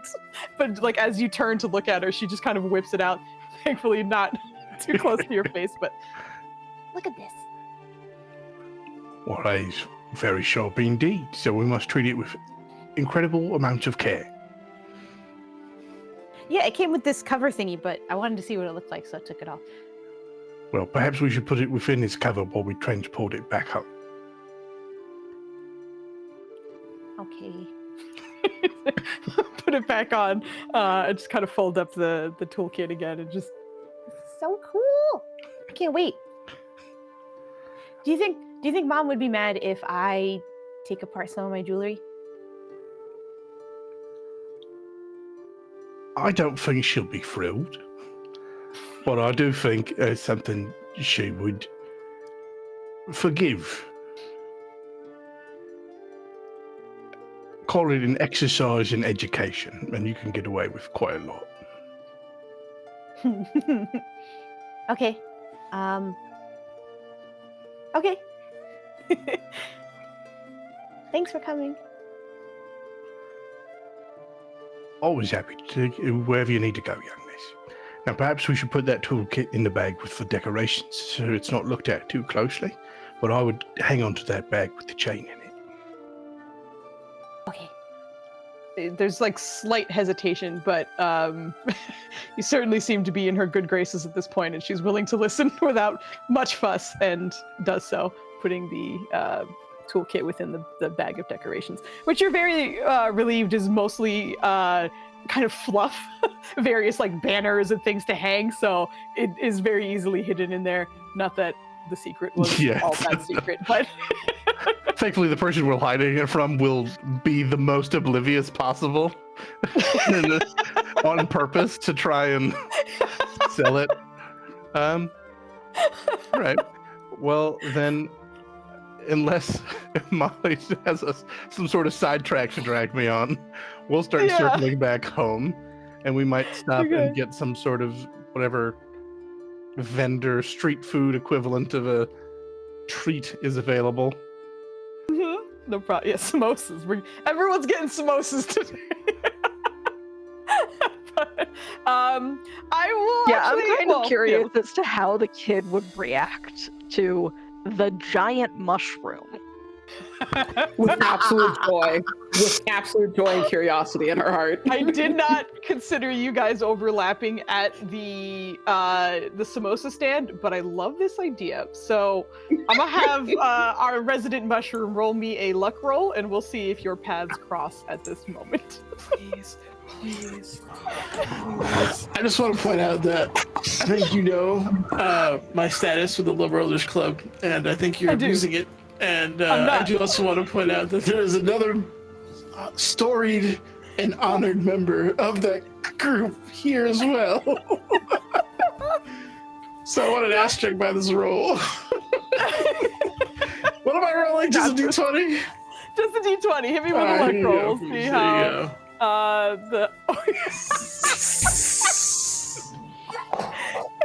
It is unfortunate that not on this exact moment. I have a D4. Can I add it to the left hole? Oh, I have a D4 too. Hold on. Oh, you're right. We must have this happen. Yes! Get out of here, Foos. This was genuinely, you had to hit 10 or above. There it is. I will count that. That's amazing. I'm down for this. Oh my god, our past players are making dreams reality right now. Kit, well done. So, Caldwell and Imani, on your way back, are heading towards a samosa stand that you mostly notice because Imani points in the general direction. Oh, he's got the best ones. Can we get some from there? I imagine we can. Okay. Oh, I think there's a line. We don't have to be on time for anything, do we? We're not going to be late? I don't know if one can be late when going home, young miss, but I'm sure your mother will understand. Okay. We should get her some too. I think that's a fine idea. Okay. But you guys head over. I hear something snoring. Something. I was expecting, do I hear doggo stories? It's adorable. It is not a complaint. It is adorable. Yep, that is 100% Luna. Beautiful. Oh my gosh! I didn't realize Amazing. I wasn't on mute. I thought someone was you're moving fine. furniture in the background. I couldn't figure out what it was. That's baby. Oh, that's amazing. I love it very much. But yes, that is no problem. Don't worry about muting yourself or anything. That made me laugh so hard. But yes, as Imani is pointing in the general direction of the samosa stand, there is a relatively short line. There are a few people who know the vendor so well that they kind of eat in the general vicinity of the stand. But currently, Morlo, Chatsidi, and Trill, you are already there, and you are next in line for the samosas. You can see numerous. It has about 6 or so different flavors, and mostly they seem to vary in spice level. Jet City would probably get the spiciest, not knowing better. Ooh. Incredible. Because I can't imagine that the Shadowfell has a intense spice trade. No, probably not. But your particular culture very much does dabble in spices, so this is not something that you are vulnerable it's to. with the impression of, oh, I've had spices before. We have spices at home. I'm gonna get the spiciest. So she walks up and she's like, the most intense. And when you get to the vendor, you see just a smile from ear to ear on this middle-aged man who seems to have an apron on and a tent above him, keeping him out of the harsh rays of the sun as he fries up these triangular-looking, just absolutely succulent smelling treats for everybody. A few different little like paper baskets almost with a few of the samosas already there, but with a grin as you step up. Of course, I would recommend that myself. Would that be 1 or 2 for you? I shall take 2. Perfect. And you, ma'am? He looks towards Trill. Oh, yeah, I need the kind for wussies. We don't have any of those there. They're all delicious. I will give you something that is perhaps a little bit more palatable for you, though. Brilliant, thank you. It's not that they're not good, I'm just not used to it yet. I understand. I took no offense I only wanted to make sure you are as delighted with the flavor as I am with your presence. Oh, how could I not be? 2 it is for you. And Jimmy looks. gives him a really weird look at that statement. Looks Trill up and down, and then looks at him, and just kind of watches him suspiciously.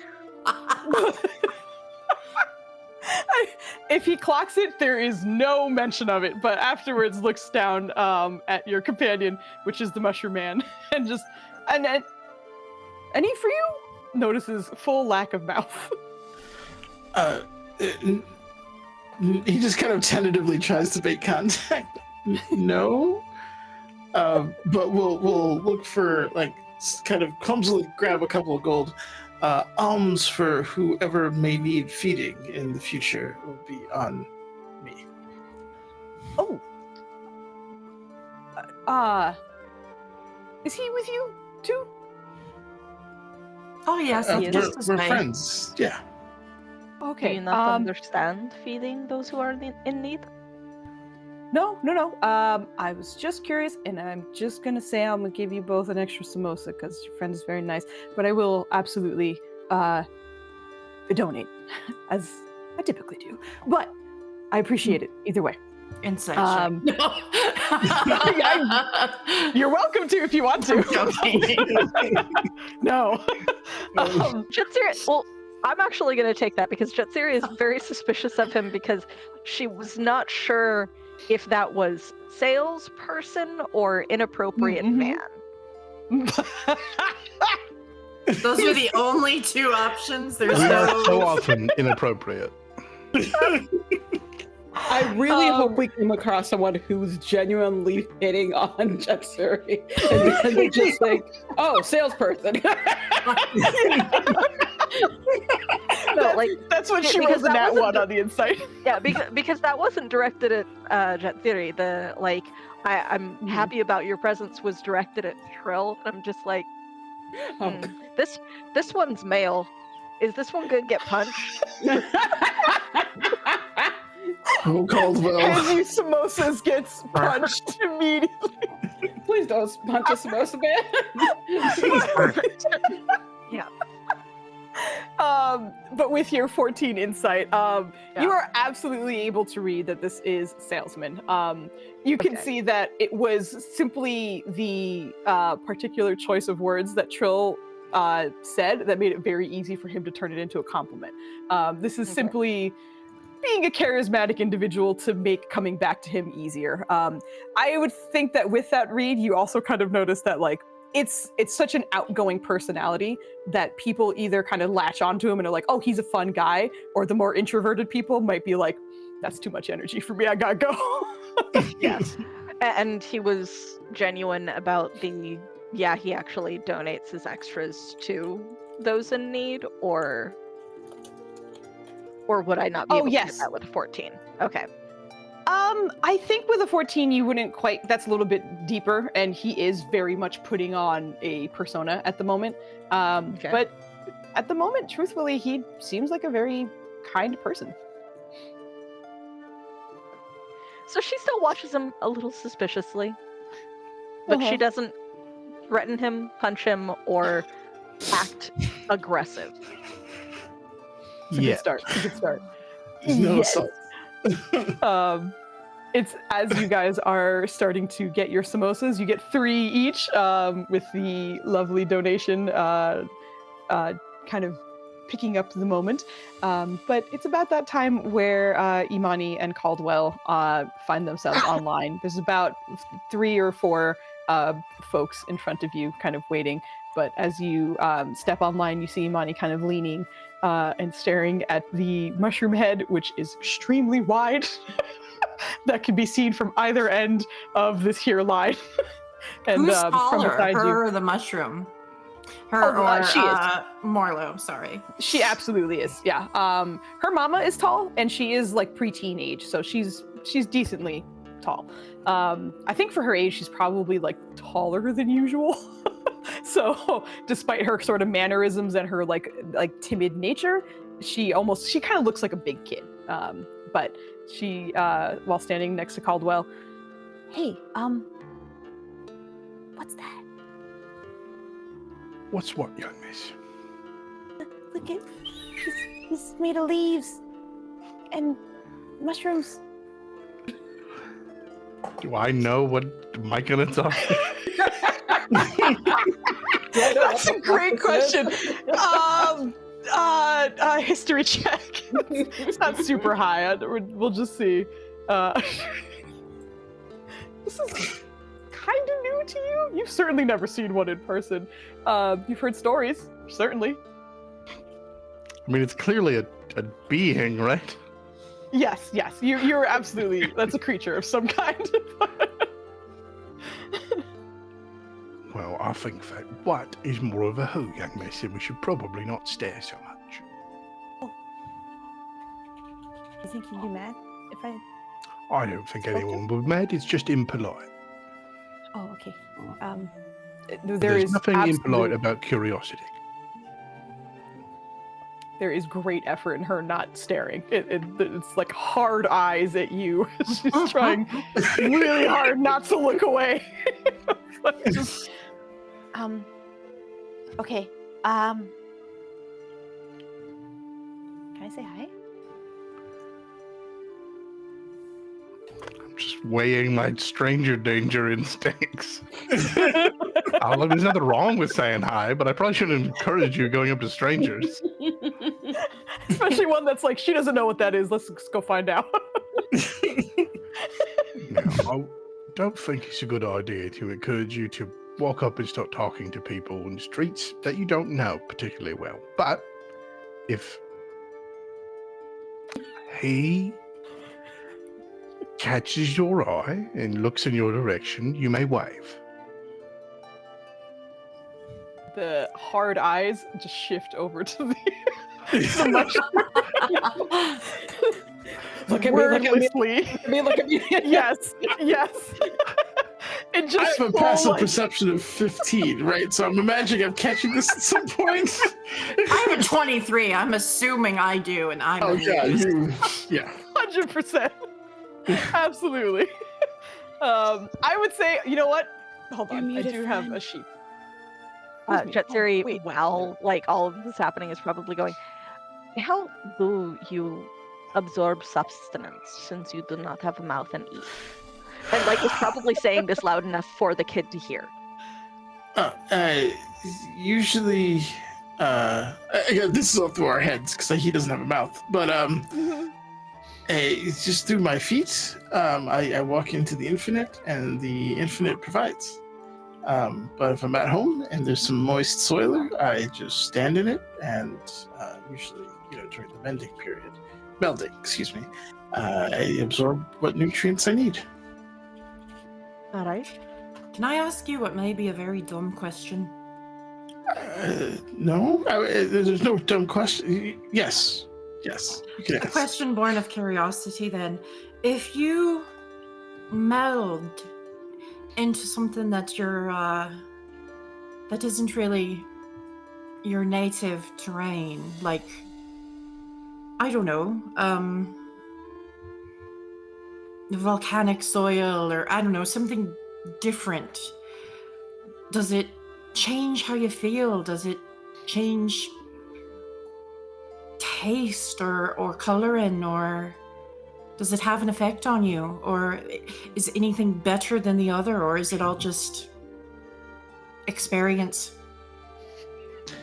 Is that insensitive to ask? I'm just curious. Oh, it's a great question. I know our people get more aggressive if we're unable to meet our nutritional needs. Everybody gets hangry.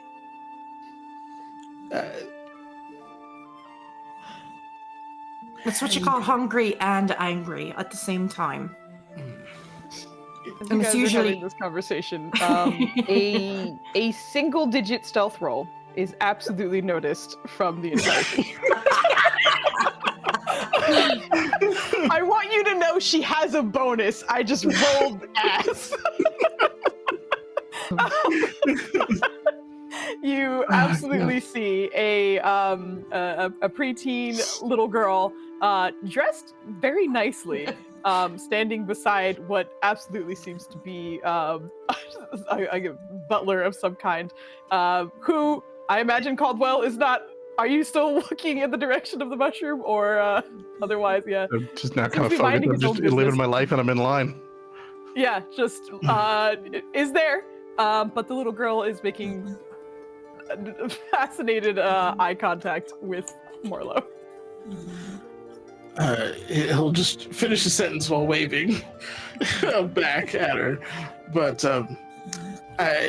I'll have to ask my sovereign and see if they could give you a more elaborate answer. But I imagine there could be some negative effects. I was just wondering if there were any positive ones. Generally, we just like it dark and damp. Those two are satisfied. We're usually pretty healthy. Does the infinite feel better than other water? So I've been told through our keepers, but I've never felt anything other than the infinite or its subsidiaries. Fair enough. But he'll try to address the child. He waved at me. Did you see? He's got big hands.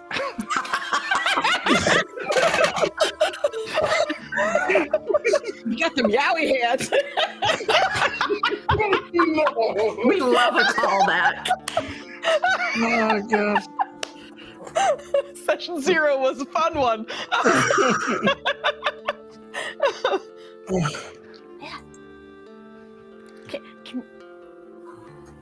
Can I say hi? I waved. He waved back.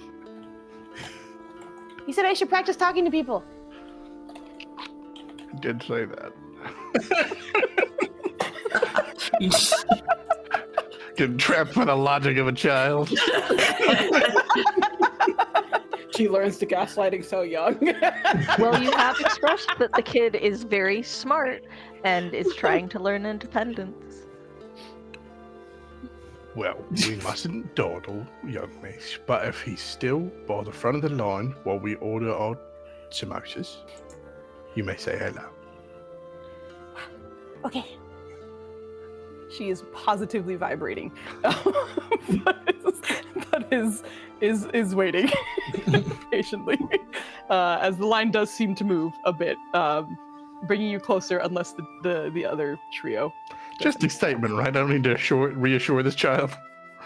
Yeah, it's excitement. She's not like trembling in fear. She's just Well, what she Ava wants posted this, is but... essentially Terrified. the mouth open is killing me on that gif. Oh my god. Okay, sorry. But I will leave it to the mushroom man who is being studied in a not subtle way. If this will be addressed or otherwise interacted with. Yeah, I mean, if it's clear that she's not going, like, there's something wanted from it, like, if there's an intended exchange, he'll do his best to be kind of open to that. Okay. So as they kind of get closer to you in the line that you are currently in, excuse me, I'm gonna clear my throat. Immersion blown. Excuse me, I'm sorry. My throat was starting to lose me a little bit. But as she gets closer, you watch her just kind of almost like her eyes are getting wider as she gets closer to you. Big blue eyes, just absolutely fascinated in you. And once they are kind of next in line while people are ordering, and she's probably within 5 feet or so, she kind of leans down a little bit to see if she can look under your tent, a little, just to get a look at your face. Oh, hello, Jalket. We just got raided. Yeah. Hello. Hey! Jalket was the one that gave Anita advantage earlier, so thanks for coming back. Let me give you a quick shout out. Jalket. There we go. What were you playing? You were doing Dungeons. Yeah, what's up, man? This is how I raided you, I think, in the first place. I'm pretty sure it was on a Saturday because you were also doing some D&D. So Jalket's a fun friend of ours. He streams during the day when I'm at work, so very often I'm just lurking and working. But he's a good guy. Say hi and thank you very, very much for the raid. Fun times. Pour one out for his beard. Poor man shaved, but he's still got his mustache, and we'll take what we can get. Rip. Pour it out for his beard. Amazing. I play everything and anything, but nothing that Foos likes. That's incorrect. You started playing Ghost of Tsushima, and I was hype as fuck. And then I think you started playing something else. I don't think you finished the game. I can't remember. I'm so sorry. These last 3 weeks have been a blur, but I have been lurking. But thank you again for the raid. I super appreciate it. A preteen is about to interact with a mushroom, and just so you know, we're going to be wrapping up not soon, soonish, and then we'll be raiding out. So anyone who stays on, we're going to be raid trading out. So we will get to that sooner than later. But at the moment, a mushroom is being addressed by a preteen who is super, super fascinated with his existence. But once she gets close enough, those big blue eyes, particularly focusing on you, and she smiles brightly. Hi. He'll kind of turn so that the sun is hitting his mushroom cap, and then pull the hood back, and probably squinting like crazy. Cat in your onion squinting, Yeah. But we'll address her again, kind of. Hello. Don't be alarmed. I can't speak vocally, but we can communicate this way. Oh. Are you a fungus? Yes. Just like smiles at Caldwell and is just like not sure what to do with herself right now, but this is very excited. Like her arms are kind of like she's running her hands. Just between you two at this point? Oh, she can respond to whatever she wants. She can, but I can't hear you out talking. loud. That was my You point. can't hear me talking. Yeah. No. So she got up here, and as far as I know, she bailed on talking. Well, she is speaking out loud, I will say. Gotcha, I'm hearing her. But you're getting her end of it, and then like you don't hear anything, but you just watch her body language just go from excited to like elated. She's just absolutely excited to have any kind of communication, especially in her head. And when he first starts speaking and you don't hear anything, you see her kind of like looking around and then focusing back on the mushroom. Big grin on her face. He's fungi. He's a fungus. He's a mushroom man. Are you a man? I'm sorry. Hello? My name is Imani. I am Morlo. Hi, Morlo. It's nice to meet you. he's kind of unsure how to deal with children, so it's just like, Same. like I don't know. I think that's literally half the party.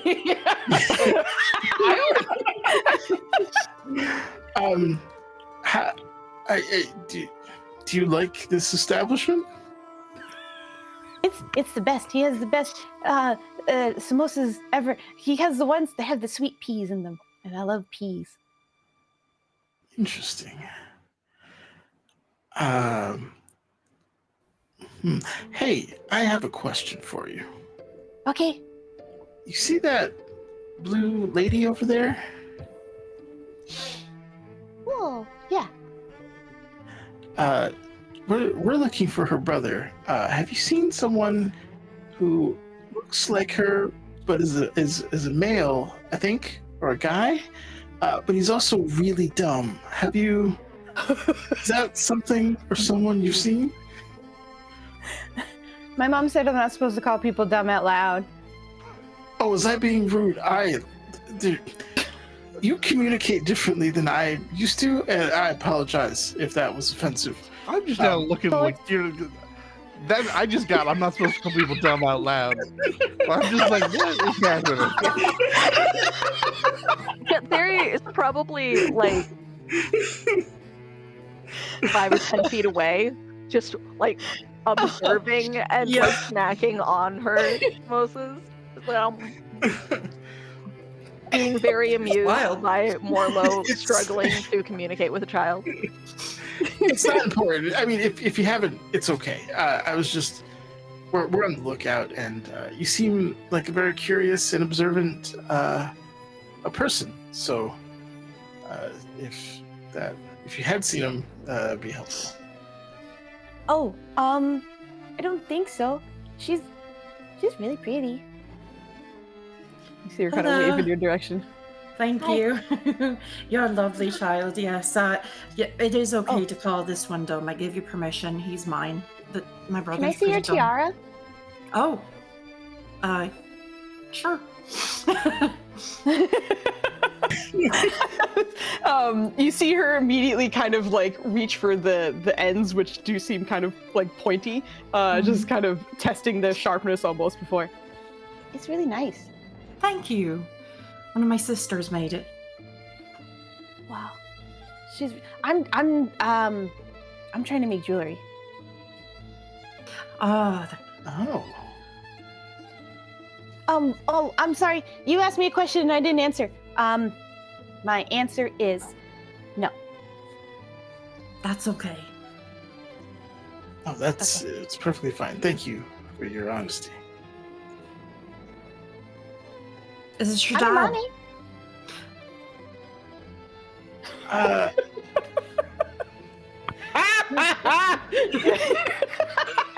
Oh no. This is Caldwell. I don't know that answers the question, but hello. No. Caldwell, say hi. Alfred. Yes, Caldwell. Hello, Say hello. hello. Hello to you all. Greetings, Sir Caldwell. Mr. Caldwell? Sir Caldwell. What is the sobriquet before? How are you addressed? I'm Morlo. Will do. Sparkles, you have managed to make friends with child. Whoa. I have little sisters. I I hate to ask of something of you. We've just met, but have you seen a blue-ish brother of this lady over here? At this point, I'm just gonna take the very portrait dumb. out. Might as well roll with it. Have you seen this man? Have you seen this man? He's at large and dumb. If you could help us, we'd Morlo, appreciate that. Morlo, perhaps we should let them purchase their food prior to Oh, asking them questions and holding up the Yes, line. No, I it's honestly okay. thought that Caldwell got the food while this was happening. You guys like are next, whoa. but Imani We has can fully ask after abandoned they it. have- And Don't you just We love can it when ask people are after having big they have- conversations blocking the grocery aisle? nobody else. after, He's just after waiting they there. have their food. Yes? You're- Sustenance. Her eyes remind me of my auntie's, but like backwards. Which one of us is she like looking at? She says She's that. staring at Jutsity. Backwards? Do you Yes. see have her eyes been removed and put back in backwards? Ew, no. How You are guys eyes can do backwards that? then? I I did mean, not it's not think so, recommended. but I do not know. How are eyes backwards then? Your eyes are dark. Hers are really Dubs. Secret dubs. Oh. We secretly got a dubs in the background. Sorry, that is- So They saw you and they were celebrating your appearance for a brief moment. so the sclera is the same as the iris. The what? And then she like pauses. Kind of this part on you, the outside part, that is sclera. That's called the sclera. Sclera. Yes. Whoa. I was Okay. I was told this by one of my sisters, so I trust that she was correct. Sisters are very wise. Yes. Huh? She gave me this feather, and she points to a very specific feather. Whoa, your feathers are cool. Yes, they are. Yeah. So they're cool though. I think her eyes are really, really pretty, and I think your eyes are really pretty too. Thank you. I think that you are adorable. Thanks. Cool. So, do you have food that you wish your manservants to buy for you? Oh, if you want to read her body language, you can give me an insight check. But Okay. if you're just saying that and rolling with it, you're welcome. I'm mostly rolling with it, but I'll always take an insight. Carry on. You see her kind of looking back and forth between like Caldwell. Caldwell, I think you would know her well enough to register like calling you a manservant made her a little uncomfortable, but she doesn't know how to address it, so she's just like, okay, like isn't saying anything, so just kind of looking between you and. You said this was not father, yes? Yeah. Then I shall call it your Caldwell. Caldwell. You wish your Caldwell God, to yes. purchase you food? Please keep bringing up her daddy issues. Please, I beg you. This whole conversation, just daddy issues, please. More. Wait, is Caldwell his title? I do not know, honestly speaking. I have not addressed him because why would I? But I'll raise an eyebrow, but I'm not gonna bother. You don't have to address me. Yeah. Also, I've purchased 3 samosas at this point.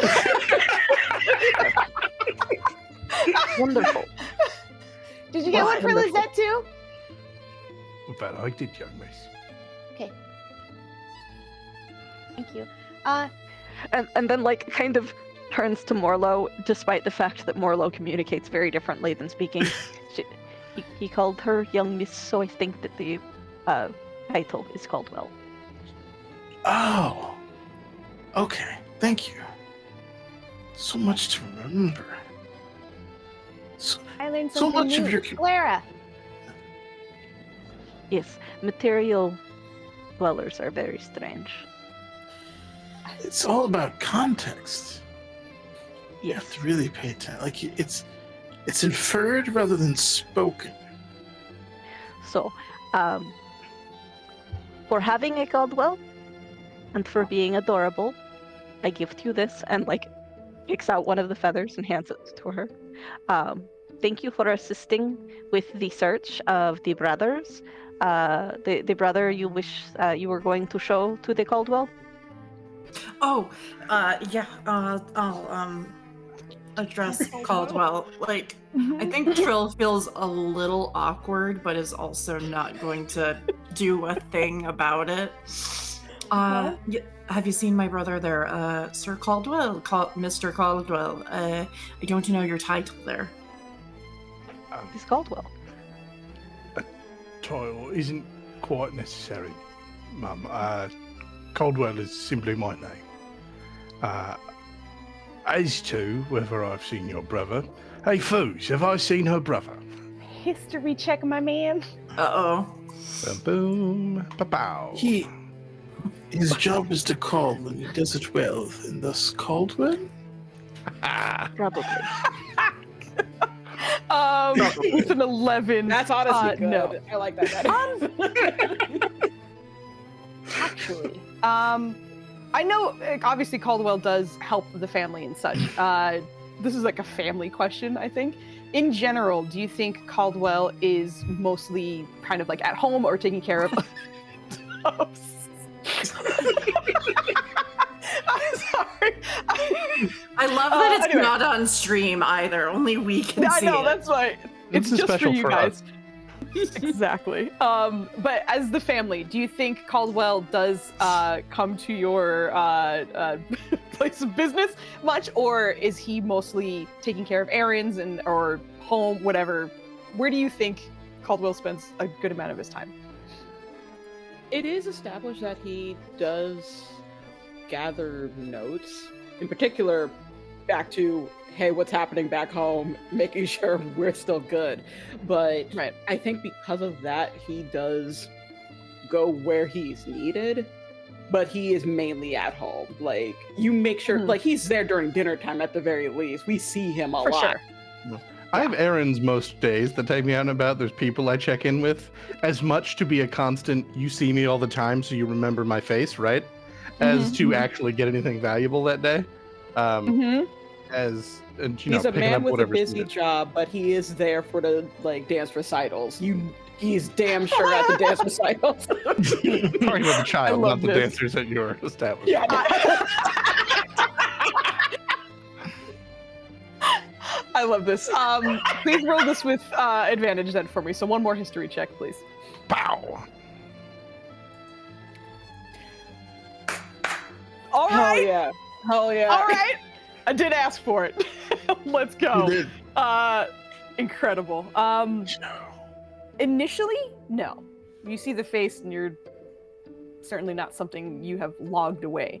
But the longer you look at it, the more you recognize you have seen that face. Longer hair and a little bit more disheveled than this nicer looking portrait. But you have. And the reason why it did sink in some part of Caldwell's mind is that it was seen near the building that has otherwise closed down, right next to Desired Secrets at some point. But while that has been gutted, you feel like you've seen him at some point after hours. Perhaps a moment where you were meeting the women to make sure they were coming home at a good time or fetch them for dinner, whatever it may have been, but it was late. It was very late when you saw his face. I will do my best to make meaningful eye contact with you and glance at this child. Like, I'm not. There's certain, just like I'm not gonna indicate I'm not gonna just start talking about certain things, but then I will make eye contact with the mushroom because that's a private conversation, and just use internal communication. I do believe I saw him. He's got longer hair if he's the right individual, but loitering about later at night at what used to be called I think Flint and Silk, Flask and Silk. Flask and Silk, yeah. Flask and Silk. It's closed down now, but it's not too far from me, and I'll give general directions. He'll take that information and immediately relay it to Trill. But then out loud, just for Amali's benefit, I'm not entirely certain, but if I see him and we run past each other again, I'll let you know. That's very kind of you. Thank you. They look super well dressed, right? I mean, come on. I know, right? Pressed, yeah. I think I will take that address that I have, written on a little scrap of parchment, and sort of step over to Caldwell. Do you know about where this is? That's the Flask and Silk. Well, that is place used to be called the Flask and Silk, which is weird because now I'm answering it out loud, but it's now unrelated to the other question, so it's fine. I believe that establishment closed down not too long ago. I think we're headed there next then. I really do appreciate it. Thank you. I am trying to find him, and I'm absolutely not going to hurt him. He's not going to die. Well, it sounds like they're not going to hurt anyone. And even if it is strange to proclaim that unprompted, I believe we'll trust them on this, young miss. Now, I believe we should get these samosas to your mother and your aunt before they get entirely too cold to consume. Thank you both again very much. It was lovely to meet you both. It was great to Nice meet to you meet as you. well. Thank you. A very pleasant evening to you all. Bye. Bye. And at this moment, we are going to shift to the sisters, who are on their way to the flask and silk. So, you head in a very familiar direction. You are well known in this area, in most areas, that is to say. So there are a few common folk who do greet you, wish you a good day, smile in your direction. But as you continue in that direction, you are greeted by your establishment, as well as what it doesn't feel right to say remains of the flask and silk, but for the most part, on the outside, it looks untouched. But even through the windows, as the sunlight comes through some of those beautiful windows, big windows, which part of the reason it made this lounge so nice was they were kind of tinted like a reddish purple, which when the sunlight hit it, or even the moonlight hit it, would just cast beautiful light on the inside, which gave the lounge a sort of magical glow. But the windows are very large, but they are a little bit higher off the ground. But you find yourself within the vicinity of both of these places. And at the moment, there doesn't seem to be any movement within the flask and silk at all. I can see Ava on Twitch. I'm sorry, we're having some internal things where people can't see each other. Can you both not see each other? I could see everyone. Yeah, I can Okay. see everyone as well. I think and it's hear going to be everyone. an internal thing where if you're not seeing people leave and rejoin. Mm-hmm. Exactly, yeah. If you're not seeing people, just hop back in, yeah. All right. But you guys can see each other. Okay. Abby, Yeah. no. Maybe no, yeah, she'll be back, I'm sure. I think that Lisette is teasing her sister about like going into like do work stuff on her off day. Like, hey, we're back. It's not work. Just being nosy. Okay. What would you like to see? The broken down shop. Shops break down from time to time. What Yes. is? It's just the peculiarities behind it. It was active. It was bustling. But then all of a sudden, owners disappear. Someone new. And now it's a ghost town. I'm a little bit curious as to why.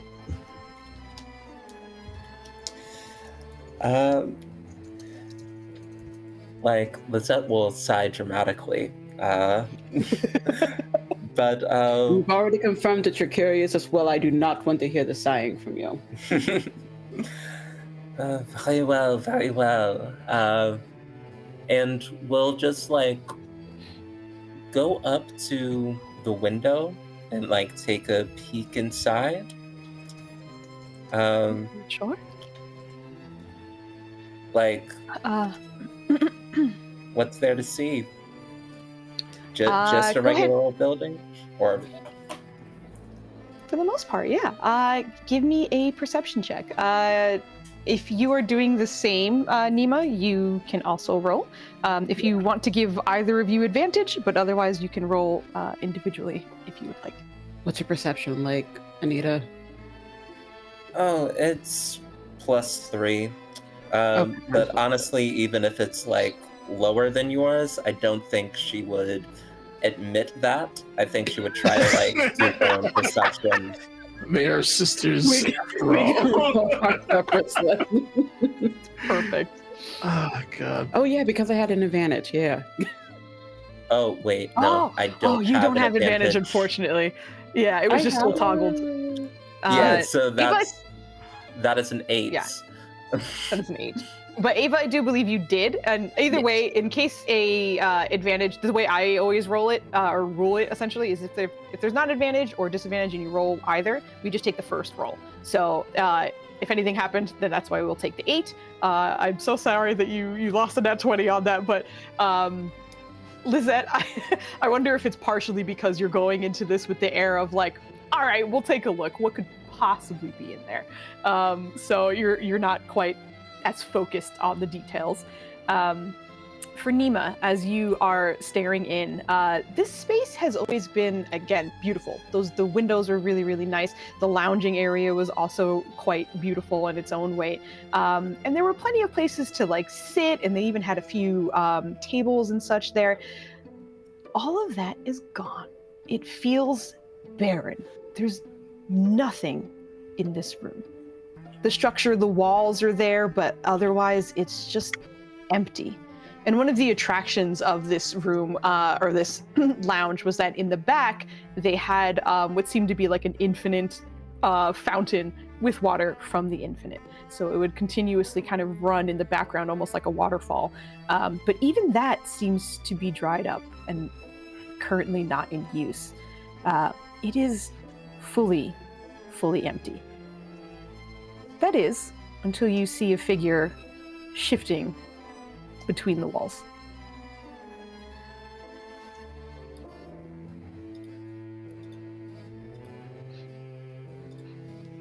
Yeah. What you are pointing? What is it? Are you muted? Are you? Oh, sorry. I thought you I thought. You could You also guys are just think it as gonna black hop on these people, guys, like- girl, this way, look there. And does look and will be like, oh, that is,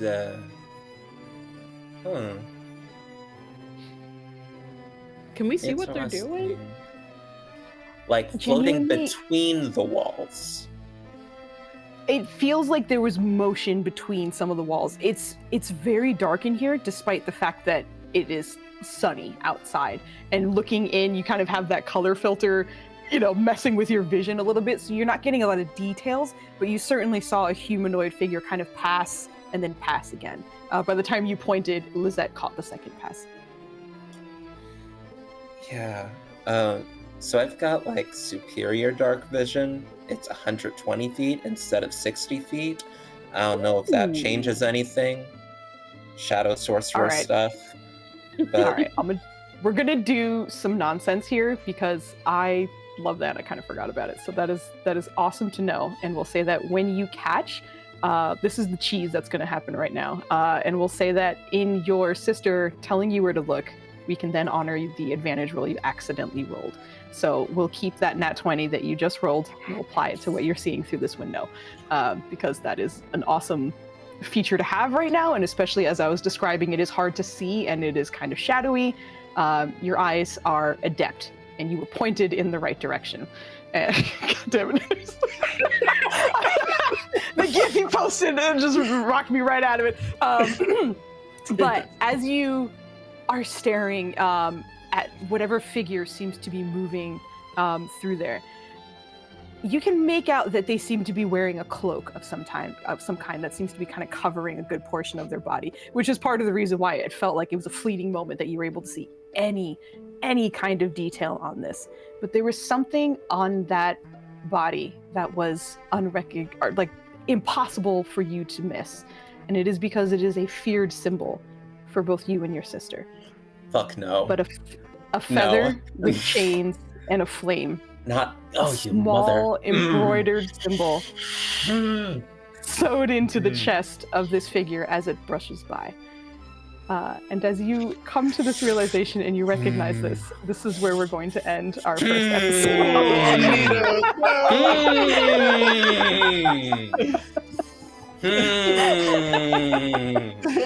Oh, That was a visceral reaction. Yes, indeed. So, with that incredible incredible first episode. I'm gonna let my guests go back through and talk about themselves and what they might be excited for, or what they might be doing during the week. So where else you might be able to catch them, as I've done terrible things to Anita on this day. I will get us. Who does us dirty? I do. I'm gonna get us started with the Mushroom Man himself, Dennis. Yeah, that's me. I don't know why I started with me. I'm not a guest, but I know, but I'm gonna let everyone talk. My name's Dennis. I DM on Fridays. Typically, it's the Pathfinder stuff. And after that, we're doing some cool dark matter, dark shit. And I'm a huge sci-fi fan, so I'm going ham on this.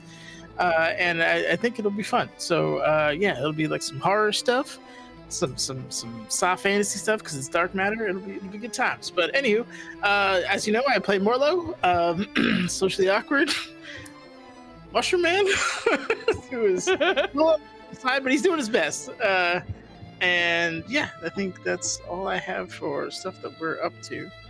I don't know if who's going to broadcast it, but we're supposed to play tomorrow. I don't know if that's something you were thinking about doing. Yeah, we're gonna be we're playing honor mode in patch 8 tomorrow. So watch out for honor mode? I didn't know that. We're doing honor mode. Oh, Yeah, you we're don't doing need to pay attention. Honor mode.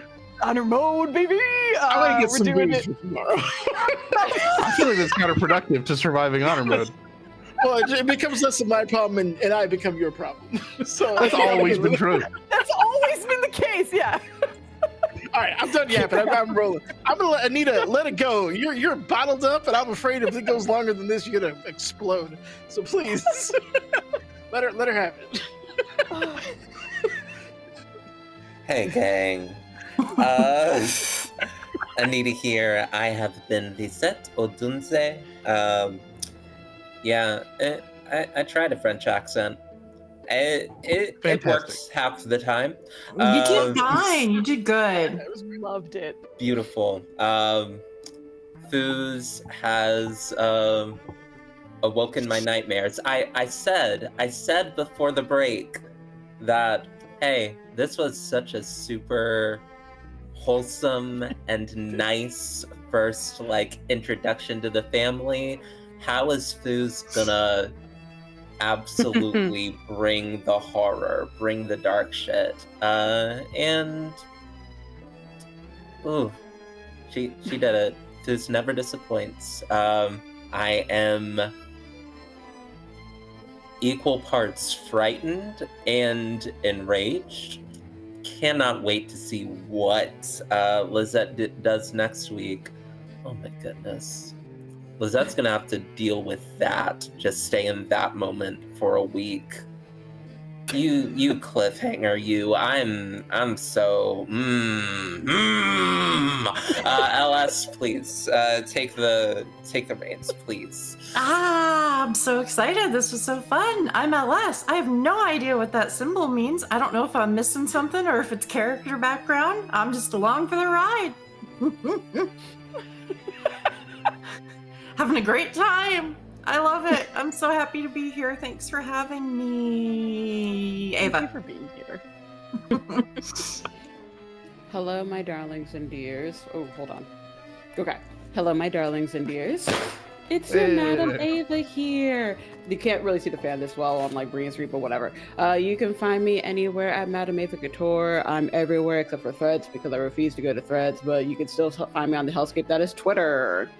For the time being, this is my main thing right now, but I'll have other things popping up in random places, so just follow the socials and you'll find out when I'm doing the thing. And not Joe, so Evie. Hi, I am Evie the Disaster GM. Pronouns are she, they, or any again. Normally you can find me on Alter Deco Archives. We just had Once Upon a Reflection, our fairy tale based TTRPG cipher system game last night, and next weekend on Sunday we'll be having Empyrean Wilds, another cipher system based game. Both are very fun, and we hope to see you either on Twitch or on Moonbeam. We actually are also on Moonbeam stream, streaming to Monty Cook Games, the creator of Cypher System, their realm, the Anywhere Door, or possibly when they get multi-realm streaming rather enacted, our own realm, the Archives. So if you are around in Moonbeam, come and chat with us there. That's super fun. But other than AEA and, here on Saturdays now for a little bit, you can just kind of catch me around the interwebs or in the Foozca Discord. Foozca has an awesome Discord. You should come join and see the memes that we share and the stuff. But A lot of So gifts tonight. yeah, the gifts have been killing Foozca all night. I've been trying not to watch them too closely because they would kill me too. Has Joe gone? Have we just skipped Joe? Skip Joe.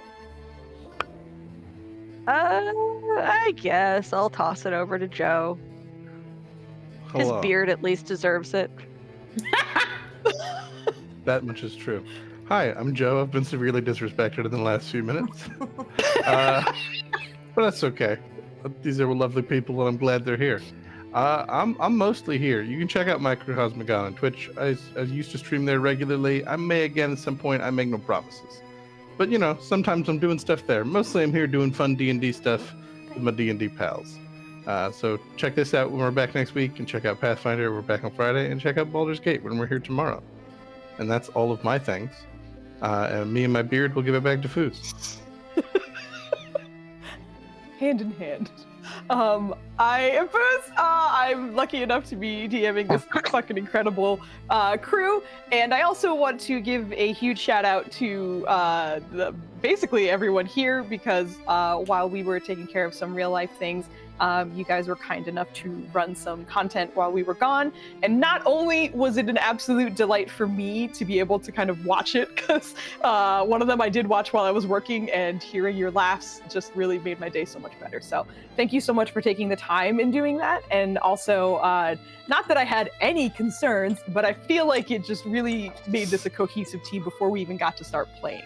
So that was so much fun. Thank you, Joe, specifically for heading it up and reaching out to me and everyone else to get that going. So thank you very much. And I love you guys so much. This has been an absolute delight. And I cannot wait to see where we go from here. So on that positive and somewhat sappy note, I will have us raid. So we are going to give... is that... my husband's in the back, just waving. We are going to give Insomnia Knight some love because I have not raided him in a very long time, and we got to fix that because he's dope. So let's go say hi to him. He is running Rise of the Drow. It's a very chaotic stream, and it is just a lot of energy, and he's such a good guy. So please give him some love. Have a wonderful night. Thank you again for joining us, and have a wonderful, wonderful night. We'll see you next Saturday. Bye. A very pleasant evening.